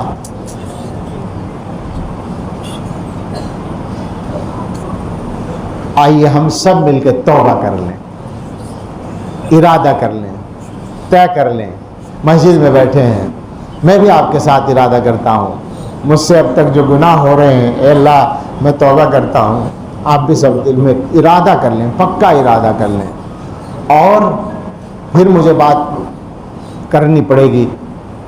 شیطان ہو سکتا ہے یہ توبہ توڑوائے، تو مایوس نہ ہو، پھر توبہ کر لیں، پھر ٹوٹ جائے پھر توبہ کر لیں۔ کتنی بار کر لیں؟ انشاءاللہ نوبت نہیں آئے گی ایک دن میں 70 بار گناہ کرنے کی، مگر اللہ تعالیٰ 70 بار بھی معاف کرنے کو تیار ہے، یہ اللہ نے اعلان کر رکھا ہے۔ اور وہ حدیث ہر جگہ سنانے کو جی چاہتا ہے، اور ایسا لگتا ہے کہ وہ ہمارا قصہ ہو جائے تو سبحان اللہ سبحان اللہ، کیا بات ہے اللہ کی رحمت کی کہ بندے کو کھڑا کیا جائے گا، اعمال نامہ کھولا جائے گا، گناہ سنائے جائیں گے، تم نے یہ کیا، تم نے یہ کیا، تم نے یہ کیا۔ اور سچی بات یہ ہے کہ انسان جھٹلا نہیں سکے گا، اور نہ جھٹلانے کی وجہ یہ نہیں کہ وہ ڈر رہا ہوگا اللہ میاں سے اور روب میں خاموش ہو جائے گا، نہیں، یوم یتذکر الانسان ما سعی، جو کچھ کیا ہوگا سارا کچا چٹھا یاد آ جائے گا۔ دنیا میں تو کچھ گناہ بھول بھی گئے ہوں گے، آخرت میں سارے گناہ یاد آ جائیں گے، بندے کا نامہ اعمال سنایا جا رہا ہوگا، تم نے یہ کیا اور تم نے یہ کیا اور تم نے یہ کیا۔ یہ ساری باتیں جب ہو جائیں گی تو وہ بندہ ڈرتے ڈرتے کہے گا اللہ یہ سارے گناہ میں نے کیے تھے، مگر اللہ ایک چیز کا ذکر نہیں آیا، میں ان گناہوں سے توبہ بھی کیا کرتا تھا۔ یہ صحیح ہے کہ مجھ سے گناہ چھوٹے نہیں، مگر میں نے توبہ کرنا بھی چھوڑ نہیں تھا، میں توبہ کرتا رہتا تھا۔ تو اللہ تعالیٰ فرمائیں گے فرشتوں سے کہ دیکھو کیا اس کے اعمال نامے میں توبہ ہے؟ فرشتے کہیں گے ہاں یا اللہ توبہ لکھی ہوئی ہے، یہ گناہ کرتا تھا پھر توبہ کر لیتا تھا، پھر گناہ کرتا تھا پھر توبہ کر لیتا تھا۔ بھائی توبہ میں جلدی کیا کرو، ہو سکتا ہے یہ اس طرح کے بندے ہم ہی بن جائیں۔ بندے فرشتے کہیں گے یہ بندہ پھر گناہ کرتا تھا پھر توبہ کر لیتا تھا، اس نے توبہ کرنا نہیں چھوڑا تھا۔ اللہ تعالیٰ فرمائیں گے معاف کر دو، اسے بھی جنت میں لے جاؤ، اس نے گناہ بے شک نہیں چھوڑے مگر توبہ کو بھی نہیں چھوڑا۔ اے اللہ ہم سب توبہ کرنا چاہتے ہیں اور توبہ ہی کے ساتھ جینا اور توبہ ہی کے ساتھ مرنا چاہتے ہیں۔ اے اللہ آج ہم سب کو سچی توبہ نصیب فرما دیجیے۔ توبہ کے کلمات پڑھ لیں میرے ساتھ میں، توبہ کی نیت سے سب لوگ پڑھ لیں، اور جن حضرات کا بیعت کا ارادہ ہو، پہلے سے جنہوں نے سوچا ہوا ہو بیعت ہونا چاہتے ہوں یا اب ارادہ بنا ہو، بشرطے کہ کسی دوسرے آدمی سے ان کا بیعت کا تعلق نہ ہو۔ اگر کسی سے بیعت کا تعلق ہے اس کو باقی رکھیں اور ان سے اپنا رابطہ رکھیں اور ان سے اپنی اصلاح کے لیے رابطہ کر کے محنت کریں، اور جو حضرات بیعت ہونے کا ارادہ رکھتے ہوں وہ بیعت کی نیت سے انہی کلمات کو میرے ساتھ میں پڑھ لیں، توبہ کی نیت سے سارا مجمع پڑھ لیں۔ ہو سکتا ہے آپ کے ساتھ ہماری توبہ قبول ہو جائے، ان کے ساتھ ان کی ہو جائے۔ شنیدم کے در روز امید و بیم بدانا بنے کا ببخشت کریم۔ اللہ تعالیٰ نیکوں کے طفیل سے ہم جیسے ناکاروں کو گناہگاروں کو بھی بخش دیں، اللہ کی رحمت سے بعید نہیں ہے۔ بسم اللہ الرحمن الرحیم، لا الہ الا اللہ محمد الرسول اللہ صلی اللہ علیہ وسلم، آمنت باللہ وملائکتہ وکتبہ ورسلہ والیوم الآخر والقدر خیرہ وشرہ من اللہ تعالی والبعث بعد الموت آمنت باللہ کما ہوا باسمائہ وصفاتہ وقبلت جمیع احکامہ اقرار باللسان وتصدیق بالقلب اشہد ان لا الہ الا اللہ واشہد ان محمدا عبدہ ورسولہ استغفر اللہ ربی من کل ذنب واتوب الیہ۔ اے اللہ توبہ قبول کر لیجیے۔ جن لوگوں نے بیعت کی نیت کی ہے وہ یہ سمجھ لیں کہ بیعت کا مطلب ایک عہد کرنا ہے اپنے اللہ سے، اللہ کے ایک بندے کے ساتھ بیٹھ کر، اور اس کا مقصد ہے اپنی زندگی کو شریعت کے تابع بنانا۔ توبہ کی ہے گناہوں سے اور آئندہ کے لیے عہد ہے اللہ گناہ چھوڑیں گے، شریعت پر چلیں گے، سنت کے مطابق اپنی زندگی کو بنائیں گے، یہ عہد ہے بیعت۔ اس کو آسان کرنے کے لیے کچھ کام کرنے ہیں، جیسے بیماری ہو گئی، ڈاکٹر کے ہاں جا کے آپ نے ٹیسٹ کرایا اور ان سے بات کر لی کہ ہمارے لیے دوا لکھ دو، علاج کر دو، تو اب ڈاکٹر دوا لکھے گا تو دوا کھانی بھی پڑے گی۔ دوا کھانا تو ایک گویا کہ مشکل سا ہوتا ہے، لیکن یہ معمولات جو بتائے جاتے ہیں یہ بہت آسان ہیں، ان کی وجہ سے توبہ پہ قائم رہنا آسان ہو جاتا ہے۔ اصل جو ہے وہ دل کے اندر ایک طاقت پیدا کرنا مقصد ہے تاکہ گناہوں کے تقاضوں کا مقابلہ ہو سکے۔ گناہ کا موقع بھی ملے تو اب ایسا ہوتا ہے کہ آدمی دروازے سے بھی واپس آ جاتا ہے گناہ کے، وہ طاقت دل کے اندر پیدا ہو جائے۔ یہ طاقت پیدا ہوتی ہے اللہ کی یاد سے، جس کو ہم اللہ کا ذکر کہتے ہیں۔ اللہ کا ذکر کوئی تصوراتی چیز نہیں ہے کہ بس ایک وہمی چیز ہے، بلکہ وہ ایک زبردست بلکہ سب سے بڑی حقیقت ہے۔ بندے کے دل میں اللہ کی یاد جس کو کہتے ہیں پیدا ہو جائے تو انشاءاللہ آسان نہیں ہوگا کہ اس سے گناہ ہو جائے۔ تو اس یاد کو پیدا کرنے کے لیے چند کام کر لیں۔ استغفار پڑھ لیا کریں صبح شام 100 مرتبہ، استغفر اللہ ربی من کل ذنب واتوب الیہ۔ درود شریف پڑھ لیا کریں صبح شام 100 مرتبہ۔ قرآن کریم کی تلاوت کر لیا کریں روزانہ جتنی آسانی سے ہو سکے۔ جن لوگوں نے قرآن نہ پڑھ رکھا ہو اللہ نہ کرے جی تو یہ کہنا تو یہی پڑے گا اللہ نہ کرے، لیکن واقعہ جو ہے وہ یہ ہے کہ کم سے کم آدھے لوگ ہوتے ہیں ایسے جنہوں نے قرآن نہیں پڑھا ہوتا، اور یہ آدھے بھی ہم احترام میں کہہ رہے ہیں ورنہ حقیقت اس کے علاوہ ہے۔ اللہ معاف کرے مسلمانوں کو قرآن سے اتنا دور، اللہ کی پناہ۔ تو اگر قرآن نہیں پڑھ رکھا ہے تو آج سے ہی قرآن پڑھنا شروع کر دیں۔ اگر موت آ گئی تو اللہ تعالیٰ سے کہہ سکیں گے کہ اللہ شروع کر دیا تھا پڑھنا، تو امید ہے معافی ہو جائے گی۔ اور اگر ایسا نہیں کیا تو معافی آسان نہیں ہے۔ قرآن بھی نہیں پڑھ کے آئے تم، اور کرا کیا تم نے دنیا میں؟ تو 3 چیزیں پڑھنے کی ہیں، استغفار، درود شریف، قرآن شریف۔ 2 کام اور ہیں، ان میں پڑھنا کچھ نہیں ہے۔ ایک کام میں تو الگ سے کچھ کرنا ہی نہیں ہے، اور وہ یہ ہے کہ 24 گھنٹے یعنی جاگنے کے تمام اوقات میں اللہ کو یاد رکھنے کی کوشش کریں۔ اللہ تعالیٰ کی یاد دل میں رہے، بس اپنے سب کام کرتے رہیں، دکان کے، مکان کے، گھر کے، مدرسے کے، بازار کے، اسکول کے، کھیت کے، جو جس کا کام ہے اپنے سب کام کرتے رہیں، دل میں خیال اللہ کا رہے اور گویا ایک طرح سے تصور رہے۔ اس کے لیے آسانی اس طرح ہوتی ہے کہ بار بار یہ خیال کرتے رہیں کہ اللہ مجھے دیکھ رہا ہے، میں جہاں بھی ہوں اللہ مجھے دیکھ رہا ہے، میں جو کچھ بھی کر رہا ہوں اللہ دیکھ رہا ہے، تو اس سے آسانی ہو جاتی ہے۔ یہ ایک باقاعدہ کرنے کا کام ہے جسے ارادے سے جس کا تعلق ہے، ارادہ کرنا ہے۔ اور آخر میں ایک کام ہے جو بیٹھ کر تھوڑی دیر دل سے اللہ اللہ کہنا ہے، اس کو مراقبہ کہتے ہیں۔ اس کا طریقہ یہ ہے کہ باوضو قبلہ رخ بیٹھ جائیں جب آپ کو بیٹھنے کی فرصت ہو۔ روزانہ کا ٹائم دیکھ لیں کب آپ کو فرصت ہوتی ہے، اس وقت میں تھوڑی دیر کے لیے بیٹھ جائیں، 15 منٹ، 20 منٹ، آدھا گھنٹہ۔ آنکھ بند کر کے بیٹھیں، دل کی طرف دھیان لگائیں اور دل میں سوچیں کہ اللہ کی رحمت میرے دل میں اتر رہی ہے۔ جب یہ سوچیں گے آئے گی رحمت۔ اللہ تعالیٰ بندوں کے گمان کے مطابق ان سے پر کرم فرماتے ہیں تو دل میں اللہ کی رحمت آ رہی ہے، دل سے گناہوں کی سیاہی دھل رہی ہے، اور دل کہہ رہا ہے اللہ اللہ اللہ اللہ اللہ اللہ۔ زبان سے نہ بولیں، دل سے سوچیں کہ دل اللہ اللہ کہہ رہا ہے، میں اس کا سننے والا ہوں، دل بول رہا ہے، دل سے کہیں۔ تو اس طرح سے بیٹھے ہوئے آدھا گھنٹہ موقع ہو تو آدھا گھنٹہ یا کم زیادہ سوچتے رہیں کہ دل اللہ اللہ کہہ رہا ہے۔ اس کام میں ادھر ادھر بھی خیالات جائیں گے شروع میں زیادہ، اس سے پریشان نہ ہوں۔ جو غیر اختیاری کام ہے اس سے پریشان ہونے کی ضرورت نہیں ہے۔ آج ہی پڑھا، حضرت تھانوی رحمۃ اللہ علیہ نے فرمایا کہ اگر زیادہ وسوسے آتے ہوں تو یہ سوچنا شروع کر دیں کہ اللہ کی عجیب شان ہے کہ دل کو ایک گزرگاہ بنا دیا، دنیا بھر کے خیالات اس سے گزرتے ہیں، جب اس پہ دھیان دیں گے تو اللہ کی طرف دھیان چلا جائے گا، وسوسے ٹوٹ جائیں گے، اللہ کی طرف جانا ہے۔ تو اللہ اللہ کرنا ہے دل سے۔ میں آپ سے کہتا ہوں، جو لوگ بھی بیعت جنہوں نے کی ہو نیت، آپ اگر کریں گے، شرط بس اتنی ہے اور کوئی شرط نہیں ہے، اور کوئی شرط نہیں ہے، کریں گے بیٹھ کر یہ مراقبات، تو آپ کی زندگی میں جو تبدیلی آئے گی اس کو آپ بھی دیکھیں گے، آپ کے جاننے والے بھی دیکھیں گے، زندگی بدلنا شروع ہو جائے گی، طبیعت میں اطمینان کی کیفیت آ جائے گی، اور گناہ چھوڑنا بہت آسان ہو جائے گا۔ ایسے تجربے آپ کو خود ہو جائیں گے، اس لیے پابندی سے کرنے کی کوشش کریں۔ اللہ رب العزت میری بھی توبہ قبول فرمائے اور آپ کی بھی، اور ہمیں شریعت و سنت پر استقامت نصیب فرمائے۔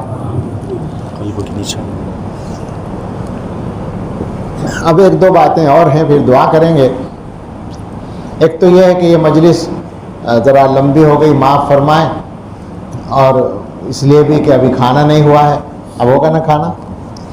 ہمارا معمول ہے عام طور سے کہ اس مجلس کے بعد دوبارہ بیٹھتے ہیں ہم، لیکن مجھے لگ رہا ہے کہ اب کھانے میں بہت دیر ہو جائے، پھر بیٹھ سکتے ہیں 11:30 بجے تو بیٹھ سکتے ہیں۔ جی 11:30 بجے نہیں 10:30 ہو گئے، 11:30 ابھی کھانا ہوگا، کھانے سے فراغت کے بعد اطمینان سے 11:30 بجے ہم دوبارہ انشاءاللہ بیٹھیں گے، بلکہ آج تو 12:30 ہو جائے گا، جبکہ آج تو بخار بھی تھا، تو چلو ہو سکے اسی بہانے توبہ قبول ہو جائے۔ تو 11:30 بجے آدھے گھنٹے کے لیے انشاءاللہ بیٹھیں گے، اور اس کے بعد آرام ہوگا 4 بجے تک یا 3:30 تک، جس کی جیسی ہمت ہو کوشش کریں 3:30 بجے اٹھ جائیں۔ زیادہ لوگ ہیں، باہر کے بہت مہمان ہیں، سینکڑوں لوگ ہوں گے میرا خیال ہے، تو ضروریات سے فارغ ہونے میں بھی وقت لگے گا، تو 3:30 بجے سے اٹھنے کی کوشش کریں، اور 4:30 تک سب لوگ تہجد سے فارغ ہو جائیں۔ 4:30 صبح صادق 5 کے آس پاس ہی ہے، 5:55 ٹھیک ہے، ہاں اچھا 5:05 پہ نہیں 5:05 پہ اذان ہے، اور ہاں ٹھیک ہے، چلیے 5 مان لیں، اس میں کیا ہے، اللہ میاں اتنا حساب نہیں لگوائیں گے دعا میں، ہمیں تو دعا مانگنی ہے اللہ سے۔ تو 4:30 تک کوشش کریں کہ سب فارغ ہو جائیں تہجد پڑھ کر، پھر ہم بیٹھیں گے انشاءاللہ، ختم خواجگان اور دعا ہوگی، پھر وہی فجر کی سنتوں کے بعد اپنے معمولات، اور فجر کی نماز کے بعد مختصر بیان کے لیے پھر بیٹھیں گے انشاءاللہ، اور اس کے بعد ناشتہ اور رخصتی ہو جائے گی، یہ ترتیب ہے۔ اور ایک جی اچھا ایک بات یہ ہے کہ ہماری اس طرح کی مجلس جو ہے مہینے میں عام طور سے ایک بار کرتے ہیں، ماہانہ مجلس اسی لیے کہا جاتا ہے اس کو، لیکن اس مہینے میں اللہ کی طرف سے یہ ہوا کہ 2 مجلسیں طے ہو گئیں، ایک یہ آج ہو رہی ہے اللہ قبول فرمائے، اور ایک آج ہی کے دن دہرادون میں ہونے والی ہے انشاءاللہ اگلے ہفتے، یعنی 27 اکتوبر کو دہرادون میں مجلس ہے انشاءاللہ تعالی۔ اللہ آسان فرمائے اور قبول فرمائے، نافع بنائے۔ ایک بات یہ کہنی ہے کہ جو حضرات نئے بیعت ہوئے ہیں وہ قلب کی نشاندہی کرا لیں، ابھی فوراً نہیں، کھانے کے بعد اس مجلس کے لیے جب ہم بیٹھیں گے 11:30 بجے، اس سے پہلے یا اس کے بعد یہ کام کر لیں گے انشاءاللہ۔ اور جو پرانے حضرات ہیں ان میں سے اکثر کے اسباق تو ابھی کچھ کسی مجلس میں زیادہ تر ہو گئے تھے، کہاں ہوئے تھے بولا؟ سہارنپور میں بھی اور جلال پور میں بھی، ہاں، تو کسی کا رہ گیا ہو تو اپنے سبق کے بارے میں بات کر لیں پرانے حضرات۔ نئے حضرات کا تو ایک ہی سبق ہے کہ ان کے دل پر انگلی لگائی جائے گی، وہ قریب آ کر یہ کام کرا لیں 11:30 والی مجلس کے وقت میں انشاءاللہ۔ اور اب 2 منٹ میں 2-3 منٹ میرے ساتھ میں مراقبہ کر لیں، اور اس کے بعد دعا کرتے ہیں۔ مراقبے کا طریقہ یہی ہے کہ آپ آنکھ بند کر لیں اور دل کی طرف دھیان دیں، اور اللہ کی رحمت کی امید رکھیں اور سوچیں کہ اللہ کی رحمت کا اور اللہ کے نام کا نور میرے دل میں آ رہا ہے۔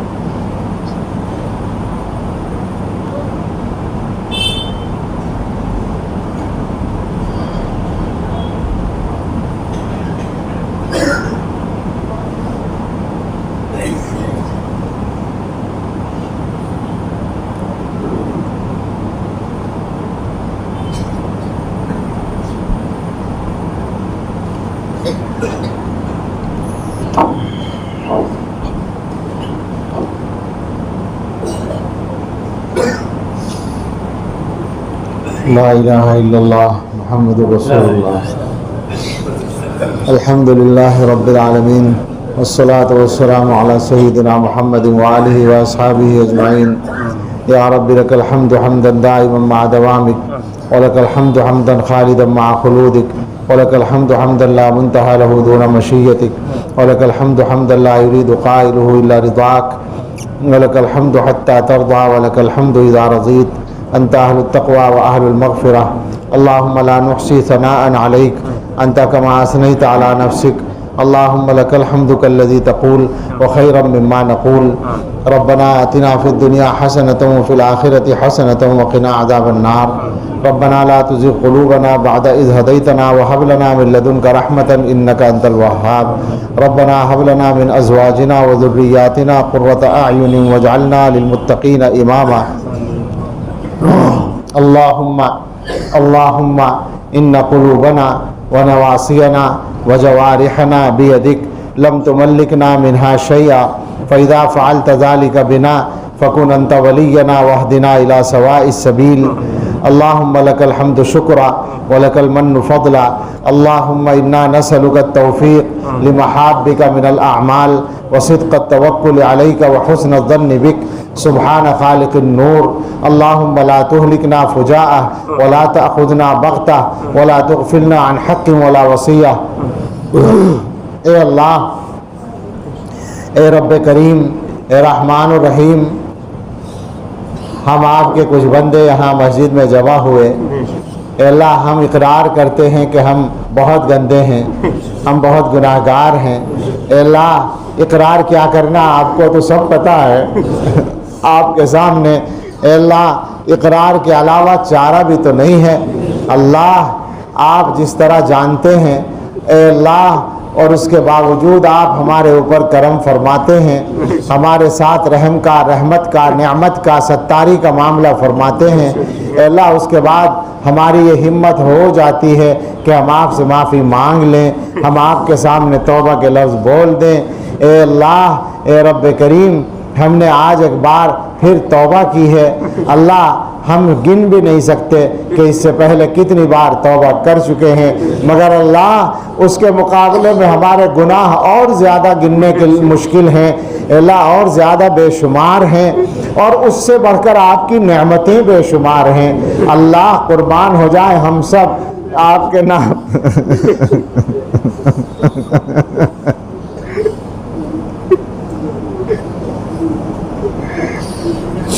اللہ ہم تو قربانی کے بھی لائق نہیں ہیں، ہم تو عافیت مانگنے والے لوگ ہیں، عافیت چاہنے والے لوگ ہیں۔ اللہ اگر ہم 100 بار بھی قربان ہو جائیں آپ کی نعمت کا شکر ادا نہیں ہو سکتا، آپ کی رحمتوں کا بدلہ نہیں اتر سکتا۔ اللہ بس اپنا فضل فرما دیجئے اور آج کی توبہ کو قبول فرما لیجئے۔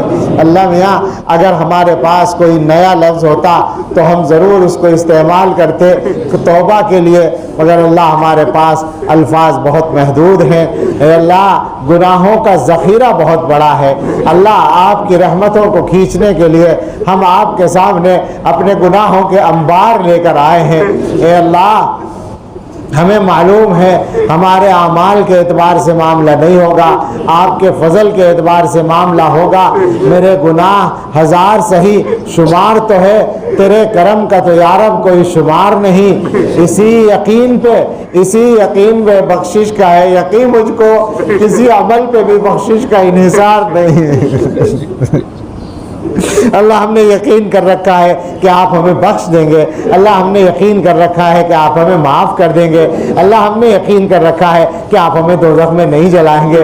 اللہ ہم اس کی ہمت بھی نہیں رکھتے، اللہ ہم سے دنیا کی پریشانیاں برداشت نہیں ہوتی، آخرت کی تکلیفوں کو کیسے سہ سکتے ہیں۔ اللہ ہم نے یقین کر رکھا ہے آپ کی رحمت کے بھروسے پر اور اپنے لیے معافی کے بھروسے پر۔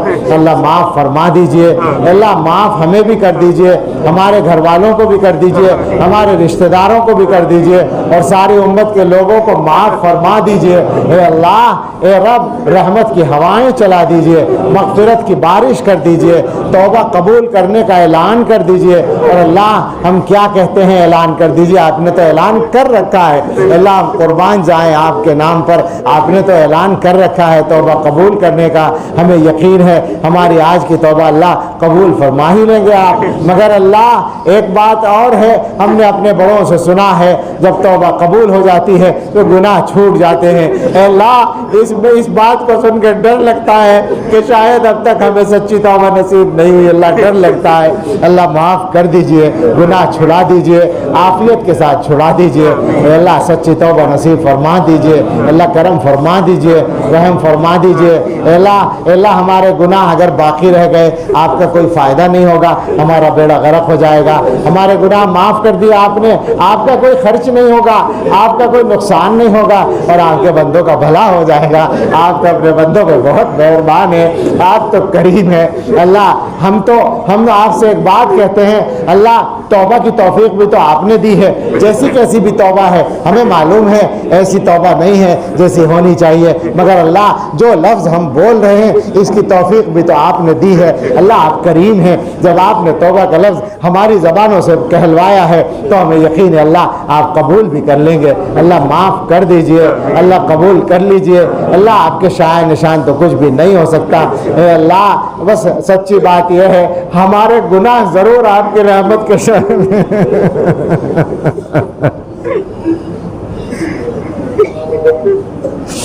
اے اللہ ہمارے گناہ ضرور آپ کی رحمت کے سامنے پیش کرنے کے لائق ہیں، اے اللہ ہم اپنے گناہ پیش کرتے ہیں اور آپ کی رحمت مانگتے ہیں، اللہ عطا فرما دیجئے، بخشش عام کر دیجئے، اس امت کو معاف کر دیجئے، اللہ اس امت کو معاف کر دیجئے، اللہ اس امت کو معاف کر دیجئے، اس پورے مجمع پر اور ہر شخص کے دل پر اپنی رحمت خاص کی ایک نظر ڈال دیجئے، اللہ جسمانی اور روحانی بیماریوں سے پیچھا چھڑا دیجئے، ہم میں، ہمارے گھر والوں میں، رشتہ داروں میں، متعلقین میں جو بیمار ہیں سب کو صحت دے دیجئے، جن کے ذمہ قرض ہیں ہم میں سے اللہ سب کے قرض ادا کرا دیجئے، جو بے گھر ہیں انہیں آرام دہ کشادہ گھر دے دیجئے، جو بے روزگار ہیں انہیں بابرکت حلال روزگار دے دیجئے، جو مقدموں میں الجھے ہوئے بری کر دیجئے، جو جیلوں میں بند ہیں رہائی دلا دیجئے، جو بے اولاد ہیں انہیں اچھی اولاد دے دیجئے، جنہیں بیٹوں کی تمنا ہے انہیں اچھے بیٹے دے دیجئے، اے اللہ ہم سب مسلمانوں کو ایک دوسرے کے لیے مخلص بنا دیجئے، اے اللہ تمام خدام دین کے دلوں میں اے اللہ ربط پیدا کر دیجئے، ایک دوسرے کے لیے خیر خواہی عطا فرما دیجئے، اے اللہ دین کے تمام راستوں کی حفاظت فرمائیے، دین کے تمام شعائر کی حفاظت فرمائیے، حرمین شریفین و مسجد اقصی اور ہر مسجد کی حفاظت فرمائیے، دارالعلوم دیوبند اور ہر مدرسے کی حفاظت فرمائیے، دعوت و تبلیغ کے کام کی حفاظت فرمائیے، صحیح سنت کے مطابق چلنے والی خانقاہوں کی حفاظت فرمائیے، اے اللہ ہم سب کی، ہمارے بیوی بچوں، متعلقین کی اور ہر صاحب ایمان کی جان کی، مال کی، عزت و آبرو کی، گھر بار، آل اولاد، کاروبار کی حفاظت فرمائیے، اے اللہ ہم سب کے لیے اور پوری امت کے لیے آنے والے وقت کو گزرے وقت سے بہتر بنا دیجئے اور سب سے بہتر ہمارے آخری وقت کو بنا دیجئے۔ اللہم انا نسألک خیر المسألۃ وخیر الدعاء وخیر النجاح وخیر العمل وخیر الثواب وخیر الحیاة وخیر الممات انک علی کل شیء قدیر۔ ربنا تقبل منا انك انت السميع العليم وتب علينا انك انت التواب الرحيم وصلى الله على النبي الكريم وآله واصحابه اجمعين برحمتك يا ارحم الراحمين۔